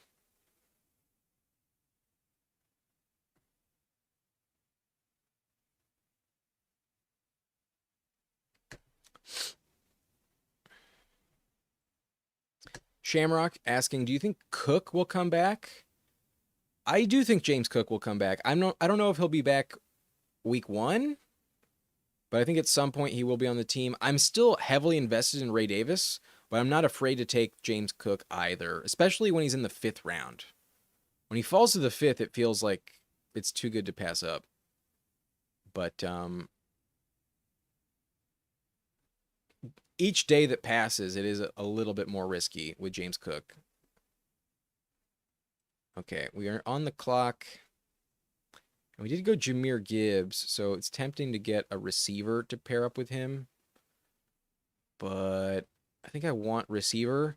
And with the Keenan Allen addition, with the injury to the left tackle, I do actually have Lad McConkey falling in the rankings. And now I have him in the same tier as T. Higgins. So I'll take T. Higgins, get the receiver I want most, and then I think hopefully I still have a good running back available at pick 28. Even if I don't, I can go with an elite quarterback. I have some good options. I'll just take T. Higgins. I'm a little underweight compared to where I'd like to be on T. Higgins. I think I have him at like 7.5%, like right around 8, but he has so much upside I should probably try and get it up to 10 if I can. T. Higgins is a fine pick. He was a top 5 receiver last year. He was tied in points per game with Justin Jefferson. Now, he has missed 10 games the last 2 seasons. Is a bit of a liability in that department, but we know with the contract he just signed, his role is not changing in the Bengals offense. But Tyreek Hill off the board. Armin saying Hampton at 28 maybe. Definitely a decent pick. But what will Drake do? They go Josh Allen. I am kind of thinking I wanted Josh Allen in all honesty. But with him off the board, maybe I played a little safer. I could easily take Lamar, but the quarterback I'm trying to catch up with is Josh Allen. So I've taken a lot of Lamar at a much later ADP. I'm not going to force it. Let's go with Omarion Hampton and get some elite running backs. The first 2 drafts in this live stream did not have the safety net at running back that I usually like to have. So good to get back on track. And I love going Jahmyr Gibbs in the first round paired with Hampton in the third. Feels really safe. It's like such a good combo. And we do have Hampton. Maybe it should have been better to have Lad McConkey and set up the Chargers double stack. But I'll admit I have a shit ton of teams that start off Gibbs, Ladd, and Hampton, especially in this tournament already. So happy to mix it up a little bit with T. Higgins as the wide receiver 1. But if you've been watching this live stream for quite a while, if you're enjoying the content, go ahead and hit that like button. Looks like we got 28 viewers, 13 likes. I'd appreciate if you could drop a like before you dip out, before this stream is over. We are going to finish this draft, of course. You can obviously stick around and see how this thing goes, but I'd appreciate it if you could hit that like button before you go. If you're new, if you're enjoying, hit that subscribe button as well. Always nice to have new members. And so far, the team's looking good. I think this will be a team that we like.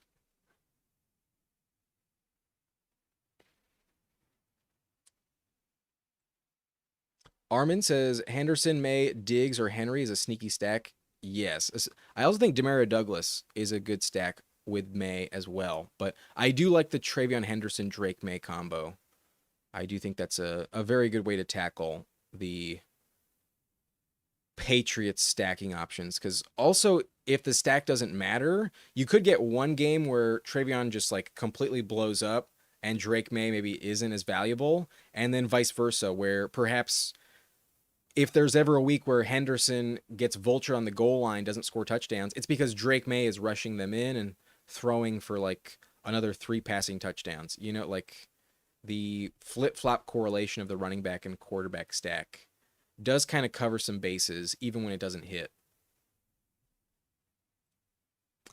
But back on the clock, not going to go running back when I have Gibbs and Hampton. Pickens at the top of ADP. I do rank him above DJ Moore, but I do rank Jamison Williams above George Pickens. So I'm going to stick to my rankings and go Jamison Williams. We also have Jahmyr Gibbs, so that sets up another investment in Detroit. And perhaps it's going to be a Jared Goff team as it comes together. But Pickens off the board right after us. That team at 3 goes rainbow strategy. And it's not the end of the world, but generally not my like favorite thing to do, especially when wide receiver is the last of the picks. Like, it's one thing to go rainbow with a wide receiver in round 2, let's say Drake London hypothetically, you know, like let's say team 11 KS Cash in their first rounds, instead of taking Devonte Adams, they had George Kittle available and took George Kittle. I think that would be a much better way to approach the rainbow than taking George Pickens as your wide receiver one. But damn, it's tempting to go James Cook here. I really want to, but I got a lot of them already. And I think how this draft went so far, I think I need receiver. And I do rank Devontae Smith like considerably above everyone else. So James Cook is still probably a really good pick here in the 5th round, but he has been falling for a reason, and I don't want to overdo it if I don't have to. So there have been some falling values on running back in general in this lobby. Like Taylor went at the turn. I'll just keep it balanced, keep it moving. But that team at 5 also goes rainbow strategy. I think that's a safer way to do it as well. Like AJ Brown as the wide receiver 1 compared to George Pickens feels a lot safer. There's also the quarterback stack on that team with Brown and AJ Hurt and Jalen Hurts.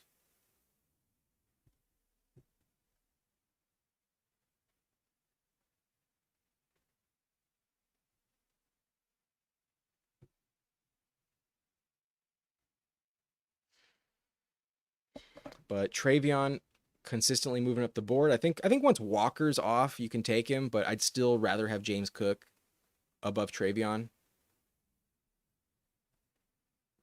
I get it if you want to play it more risk averse. I mean, I did just take Devontae over James Cook, so totally understand. And then Chuba Hubbard, Zay Flowers, Alvin Kamara, James Conner, Joe Burrow. Not going to get Joe Burrow on this team with T. Higgins. Burrow goes unstacked to the team at 12. And then they also take Olave, followed by RJ Harvey to KS Cash.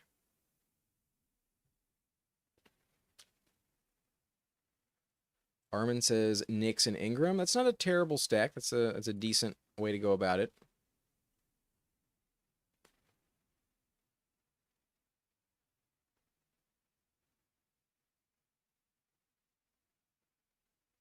Armin, sorry for missing this question. I thought I saw it earlier and then I kind of lost it in the chat. But your question is about stacking philosophy, best overall early late stacks. I think just try and get one, and I think it's wise to like isolate some quarterbacks that you're like more happy to stack than others. You know, like I would make some more bold takes on like which quarterbacks you really like, and then try and set up some stacks with them. But also like knowing where the quarterbacks are going to go later to always kind of try and set up some type of stack that could fall to you if you get lucky. Like keeping it in mind and diversifying your like investments in different teams, knowing that you have some options later, I think is always wise, because in terms of having like the highest chance of return on investment, you kind of need the stacks. It's definitely a strategy I don't want to fade. I do want some stacks, but I will go Deebo Samuel. Tempting to go Igbuka, but I've adjusted my receiver rankings, and I do have Deebo slightly above Igbuka in the updated ranks. I think I may have gone just a little bit overboard with my ranking on Igbuka last week. I put Igbuka in the top 30, and perhaps he's not more valuable than Travis Hunter or Matthew Golden. He's still really valuable. He goes to the team at 2, which has gone 6 receivers out the gate. We'll see how that team at 2 shakes out. It's a very interesting strategy there. But was hoping I could get him back around. He's still really good. I don't have him far behind Deebo Samuel, but I have Deebo now at like number 29 or 30, and I have Igbuka at like 31, 32. I'm forgetting. Just a few spots lower on Igbuka, because at some point, Godwin probably does come back. Okay, we could go Tony Pollard. That's definitely an option. I could also go Sam Laporta. And given I have Gibbs and Jamison Williams, I think that's the direction I'm going to go in. I'm not going to force it by taking Tony Pollard above ADP.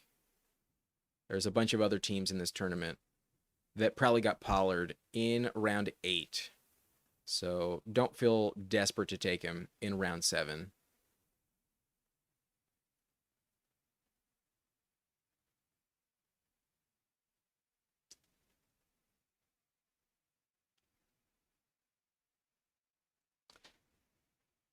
Armin says Chuba, Tet, and Bryce late is pretty nice. I would agree, but sometimes it's hard to pair Tet with Chuba.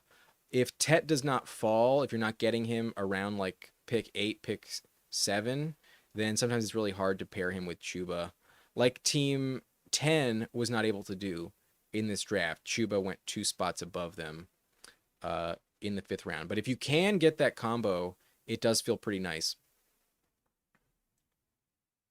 Let me bring this down.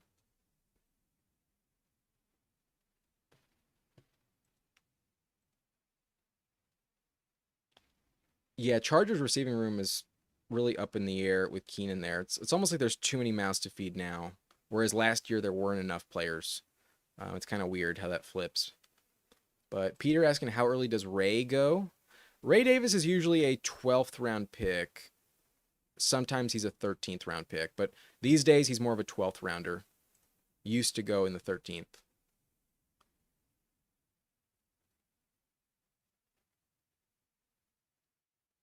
Cobra, don't think I've seen Burrow at Team 12 like ever.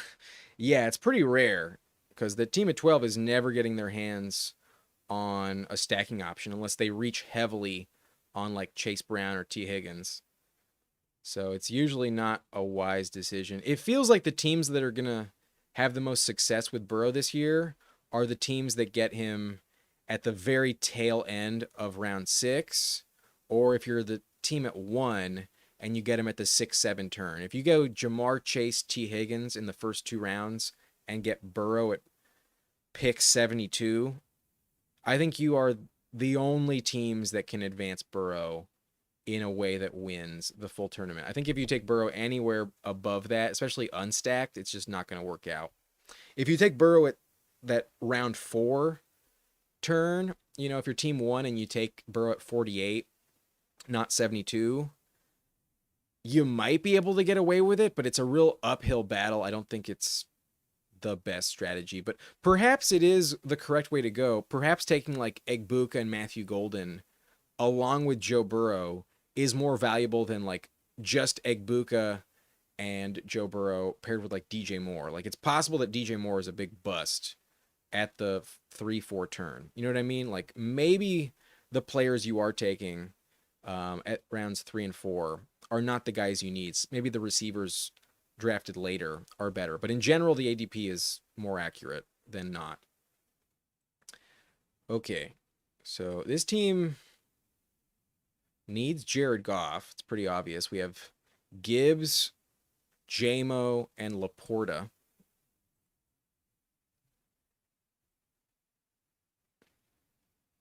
Rashid Shaheed off the board. I don't want Brian Robinson, one of my most hated selections. We're not in like the best shape, but 8 seconds. I think I'm going to go with Keon Coleman. I think I need receiver there, and I'm not like in love with Pittman, especially as A.D. Mitchell looks pretty decent. And then Cooper Kupp, I'm not really interested in general. Really worried about his health status as the season goes on. So I'm much more of a Torrey Horton believer than Cooper Kupp. So need some receiver talent. Shaheed does go above us. Shaheed I don't think is a bad pick, but usually goes in round 9. Darnell Mooney did not make it back. Jaden Higgins is never making it back these days to pick 93. And maybe I kind of regret that Laporta pick, but we got sniped on a lot of like good receiver values. I would have had to reach on Jaden Higgins or taken Josh Downs if not grab Laporta there. And I think it's more valuable to have this big investment in Detroit right now. And while I could gamble that Goff comes back around, I don't know if I should.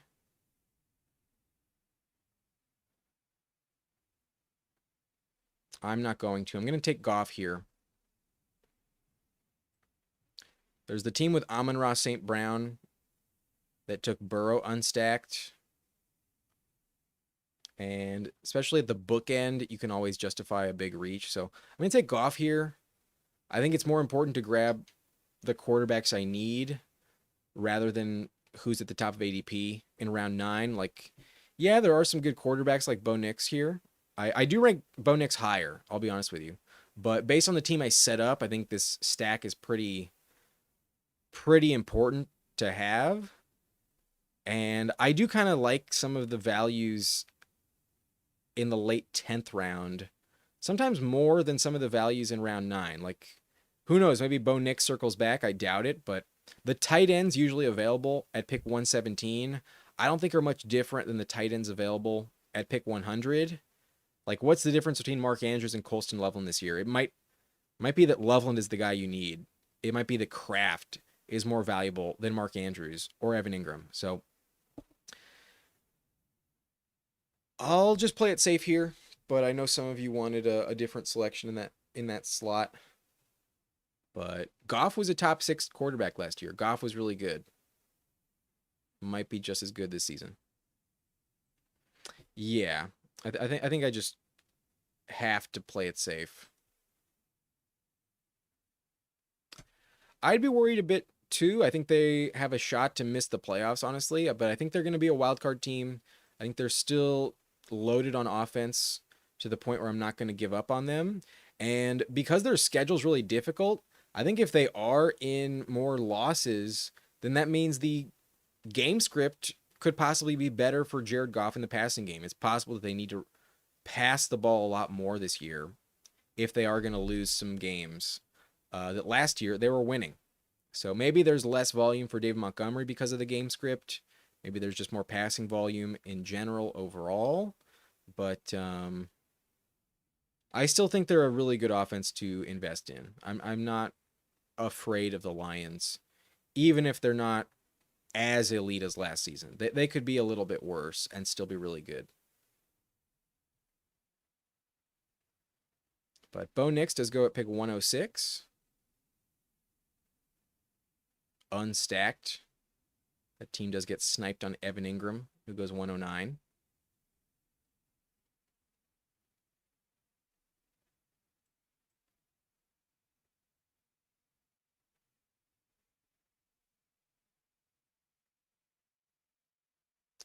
But there's still some very interesting options left available. Our wide receiver room is pretty good. We got T. Higgins, J-Mo, Devontae Smith, Deebo Samuel, and Keon Coleman. So I don't know if I need to take Ayuk here, even though he is kind of calling my name. It's a big discount on Ayuk if he's there. So a very tempting selection. Drake May off the board. I was also interested in stacking Drake May. But none of my players really have a stack available. So let's set one up and go Tucker Kraft here. I don't have Purdy. I already have a shit ton of Ayuk in the first place. I should probably have less. So I'm going to go tight end. And hopefully we can pair him up with his quarterback. But I think it'll happen because the team with Jaden Reed just passed. Oh, they took Jordan Love really early. I didn't even notice that in the 9th round. Damn. I thought Jordan Love was still on the board. That's a bummer. That's unfortunate. In that case, I think I'll just grab some later quarterbacks. I have no reason to take J.J. McCarthy. Don't have a stack for Lawrence. Don't have a stack for Stroud. Doesn't feel worth it. I'm really behind at running back, so let's go Ray Davis. I regretted passing on Ray Davis in the last draft. Let's not make that mistake again. Let's take Ray Davis. We did pass on James Cook, so furthering that logic. We also have another Bill on this roster in Keon Coleman, so not a bad team to invest in. I do kind of wish that I did not get sniped on Josh Allen. I was planning to go Josh Allen instead of Hampton. This team would look a lot better with Josh Allen, but we would have been in a different situation at running back. We probably would have taken Travion Henderson instead of Devontae Smith in that scenario. So the team would have looked much different in general, but we got sniped on Josh Allen. We did not get what we were planning for. But I still think the team's pretty good. Receiver, I think, really worked out despite fading it early on. T. Higgins, J-Mo, Devontae Smith, Debo. That feels pretty good as a top 4. And then running back is super top heavy, but with Ray Davis, we got even more upside. I think we're chilling. We got 2 good tight ends. We got the Lions triple stack. Or is it a quadruple stack? Is it considered a quadruple when you have the quarterback and 3 weapons? I think that's a triple stack, not a quadruple. We would need Amon-Ra St. Brown, or I guess Isaac Tesla, to have the quadruple stack. But Ramondre off the board, Hollywood Brown, J.J. McCarthy. Marvin Mims still going in round 11. I don't understand it, but people trust the ADP on Underdog. I guess too much. T-Law, Stroud, Penix, Bigsby, Javonte, Keenan, Dalton Kincaid. Armin says Pat Bryant over Mims. I think so as well. I think I'd agree with that. But the news that's positive surrounding Troy Franklin makes me think anyone other than Sutton or Ingram in the passing game is not really a good investment. I think it might be too crowded. But yeah, Mims going higher than anyone else feels like the big landmine. Not really worth it. But it's a good thing I passed on Tyjae because now we get to see exactly where he falls. And he does not make it all the way back. He goes pick 138. Last draft we were in, we took him 127. And that's relatively like the same range overall. So he is falling with the high ankle sprain, but not like a rock. He's still valuable. I don't think he's a terrible pick. But yikes. Quarterback really, really dried up since our last selection. Not ideal, but at least we're like in a rough spot at running back where that also feels like an obvious pivot. So I'm going to go Jaden Blue. I don't really want any of the Cowboys running backs, but if one of them is going to have any upside, it's going to be Jaden Blue. He has all the speed. He's a really good pass catcher. Seems like inevitably they'll give him the job. And this is like kind of what you would have gotten in terms of a discount on Rico Dowdle last year. And Dowdle did really pay off in terms of ADP. So I'll go Jaden Blue here. We need some running back depth, and there is a shot he is the RB1 in Dallas by the end of the season. I don't trust Javonte. Sanders, I think, is washed. And Blue maybe isn't as lazy as they were making him sound. Might be okay. But with 4 running backs now on the roster, I think with the long turn coming up, I don't think I can gamble at quarterback. I think I have to take a quarterback with this next pick. But the team ahead of me also only has 1 quarterback. I think they're going to do the same. No, they go Tillman. They go Cedric Tillman. So we have our pick. We can go Bryce Young. We can go Cam Ward. We can also go Geno Smith, but that'd be a bit of a reach on Geno.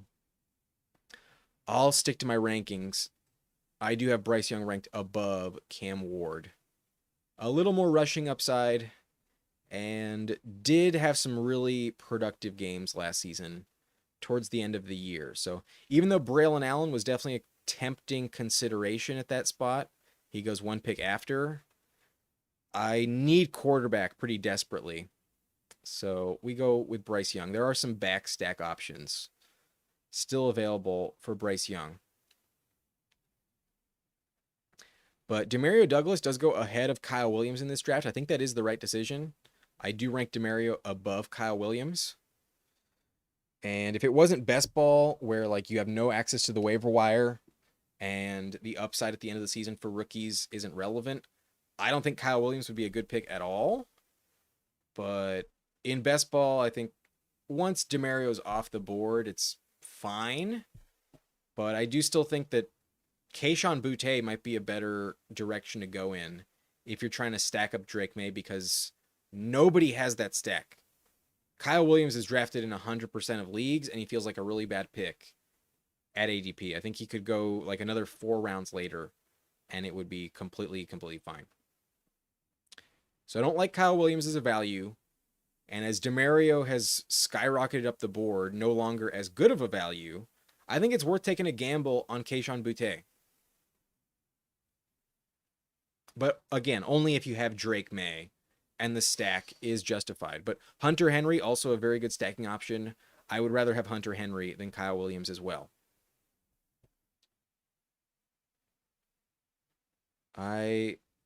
The chat got away with me. Sorry if you had a question. Let me get back to it. Let me take a peek.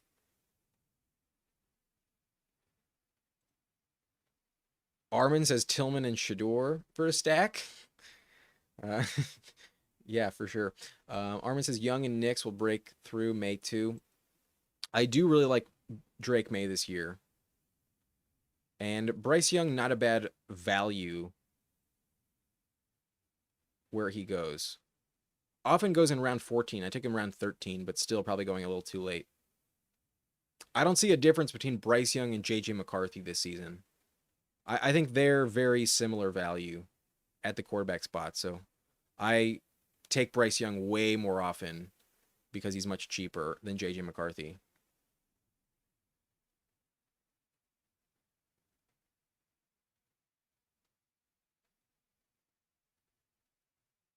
Cobra does like Marvin Mims.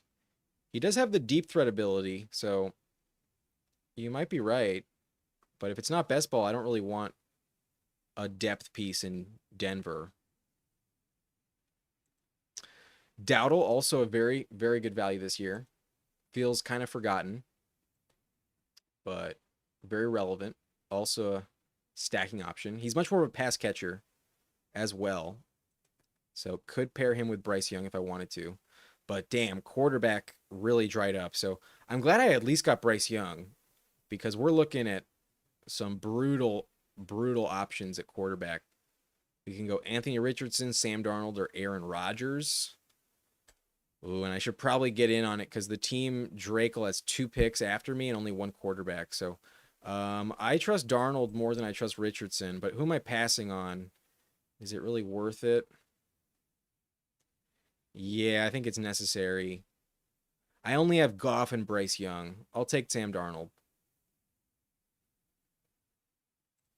Got to read the board. The team after me with just Josh Allen could double tap the position in rounds 14 and 15. They go Rico Dowdle. They go Rico. So not going to get him to stack with Bryce Young. That's okay. Not the end of the world. We have 4 running backs on this team, and given our top 2 are Jahmyr Gibbs and Hampton, I think I only need 1 more running back. I think I'm going to stop at 5 with some firepower up top. So knowing that, we could definitely gamble on Garendo right now. Could also gamble on JCM. Shipley off the board. I am on the clock. Garendo at a good price here is falling. But then what about some stacking options? Nah, I'll go Garendo. I'll take the discount on Garendo. McCaffrey's still a pretty risky play to stay healthy. So let's get in at running back while we can. Garendo used to be like a 12th round pick, so round 15 feels like a very good value.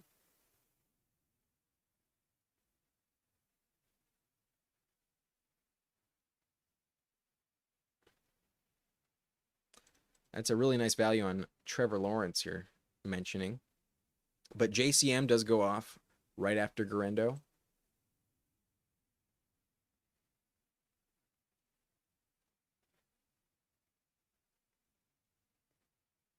Armin says Dare Agumbawale for the Texans. I don't think so, man. I'll take my shot on Woody Marks instead of Ogumbawale.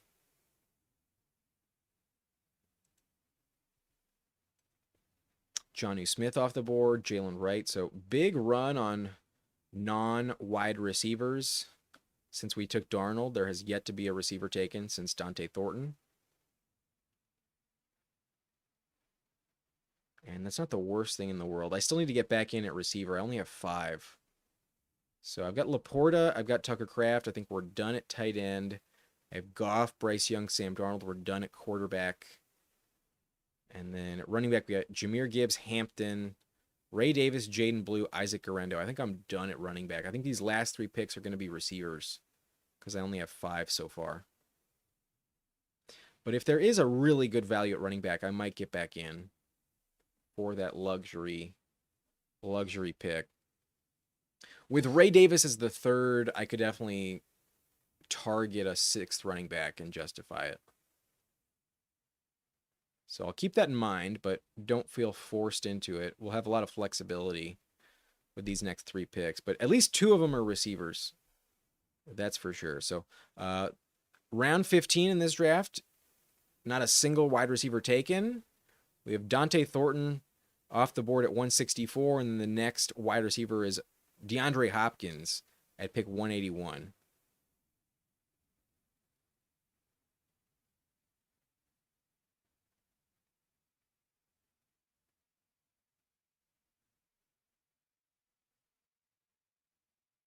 Now a bit of a run on the position. Jalen Knoll goes to the Stroud team. Not a bad pick.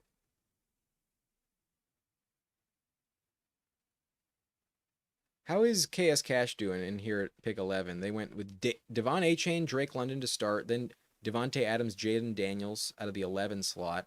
Then 3 running backs with James Conner, RJ Harvey, Tony Pollard. Good price on Pollard given the recent news. Then Jaden Higgins, good to get back in at receiver, pretty needed there. Then Andrews, Tyler Warren, Michael Penix, Keenan Allen. Very valuable piece on that team with Keenan Allen. And Cam Ward, Adam Thielen, Roshan, and Wan'Dale Robinson. I'm back on the clock, and our boy Torrey Horton is available. We have Sam Darnold. That was the main reason why I went with Darnold above Anthony Richardson. Happy to stack Torrey Horton with Darnold.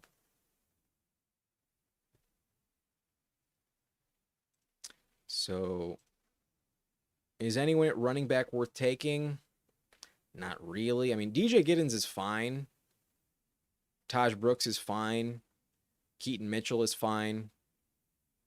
But with Gibbs and Hampton at the top of this roster, I don't think I need it. My bye week distribution is very even. I don't have a single running back with a paired up bye week with a different running back. So I think I'm going to stop at 5. And I think I'm just going to grab 2 more receivers.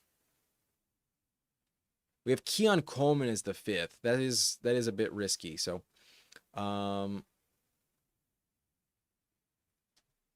locking in receiver these last 2 picks. And our quarterbacks, we got Goff, Bryce Young, and Sam Darnold. So, that opens up an Isaac Tesla selection. That opens up a Jalen Coker selection. We mentioned we are getting on board of the Ayamanor train these days in Tennessee. And I think because I've drafted the most Tesla, I'll see if he falls back around in round 18. I'm going to go Jalen Coker. Peter wants A.D. Mitchell. Also an interesting selection here. But I'll see who's there in round 18. I'm going to take the stackable player with Jalen Coker, a guy I have not taken very much of, and perhaps is more valuable than Xavier Legette and Adam Thielen this year. Perhaps does have some very high outcomes. I want to take at least a few Jalen Cokers in August while I have Bryce Young on the team. So the stack warrants it. We already have good tight ends, so that's why I was not in the market for Jatavian Sanders. And Jatavian already went off the board at 192. So I have multiple options in round 18.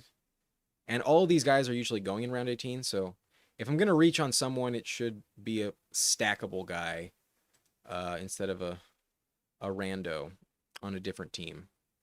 If I had Richardson, I'd definitely be taking AD Mitchell though. I don't think he's a bad pick in round 17, round 18.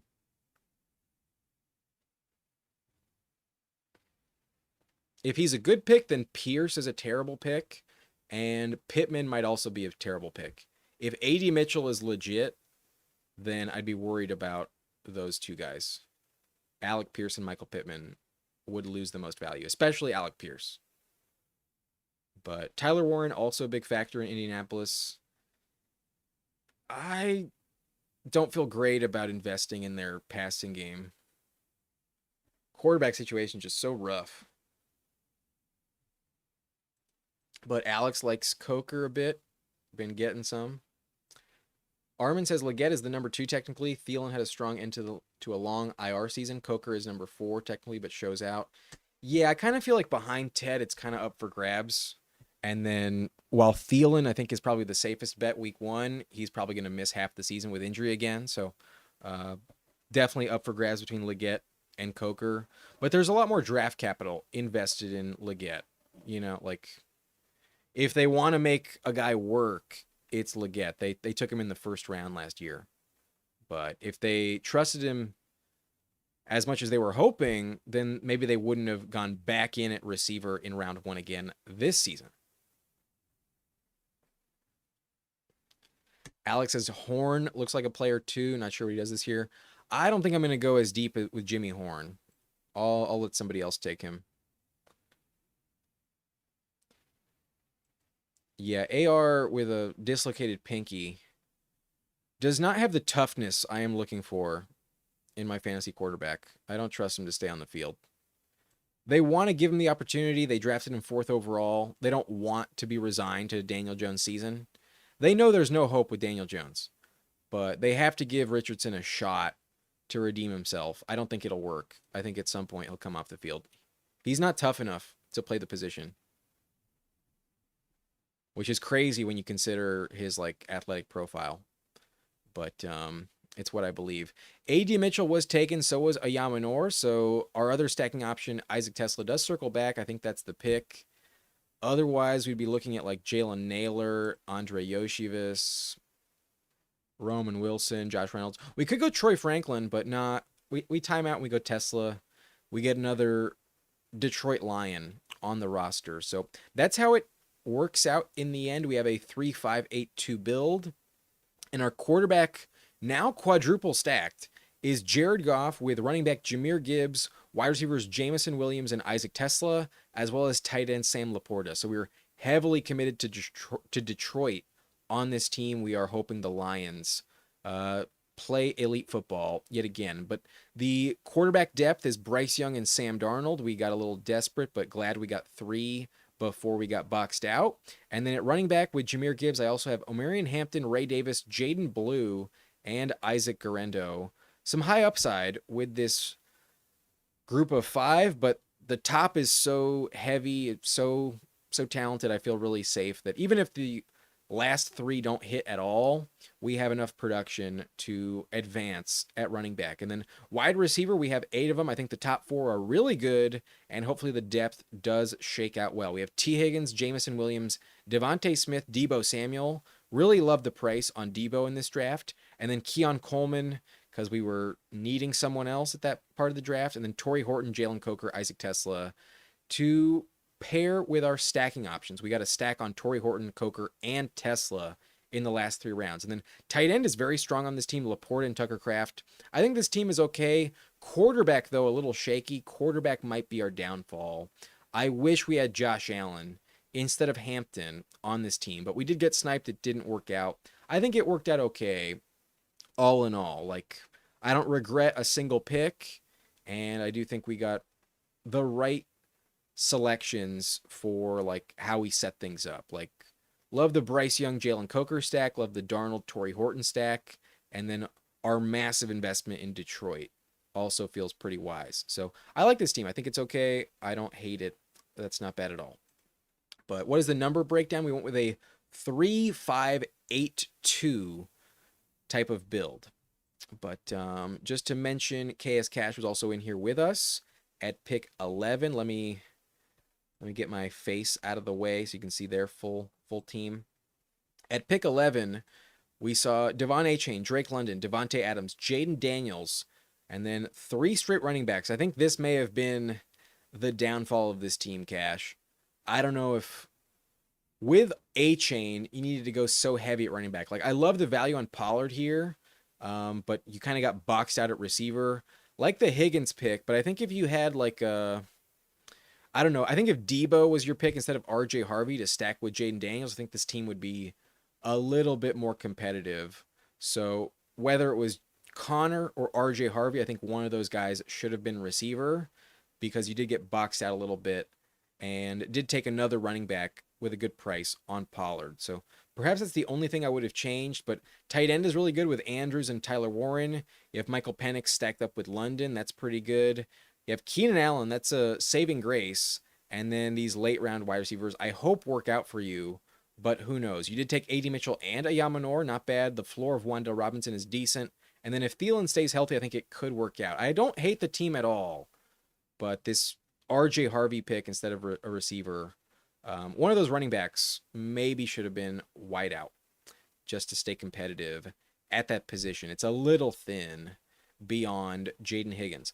Anyways, that's going to be it for this live stream. I'll put my face back on the stream. And if you made it this far, if you have been watching, go ahead and subscribe, hit that like button on your way out. I really appreciate the free support for the channel. And it's mid-August, so expect more videos, expect more live streams consistently, and I'm going to get you ready for your draft, and then get you ready for all those start-sit decisions throughout the season. That's what I'm looking forward to most. Love making those rankings videos and doing the research on which flex plays can be the saving grace any given week. I hope you all have a good time the rest of your week. Have a nice Sunday evening. I'll see you next time. Goodbye.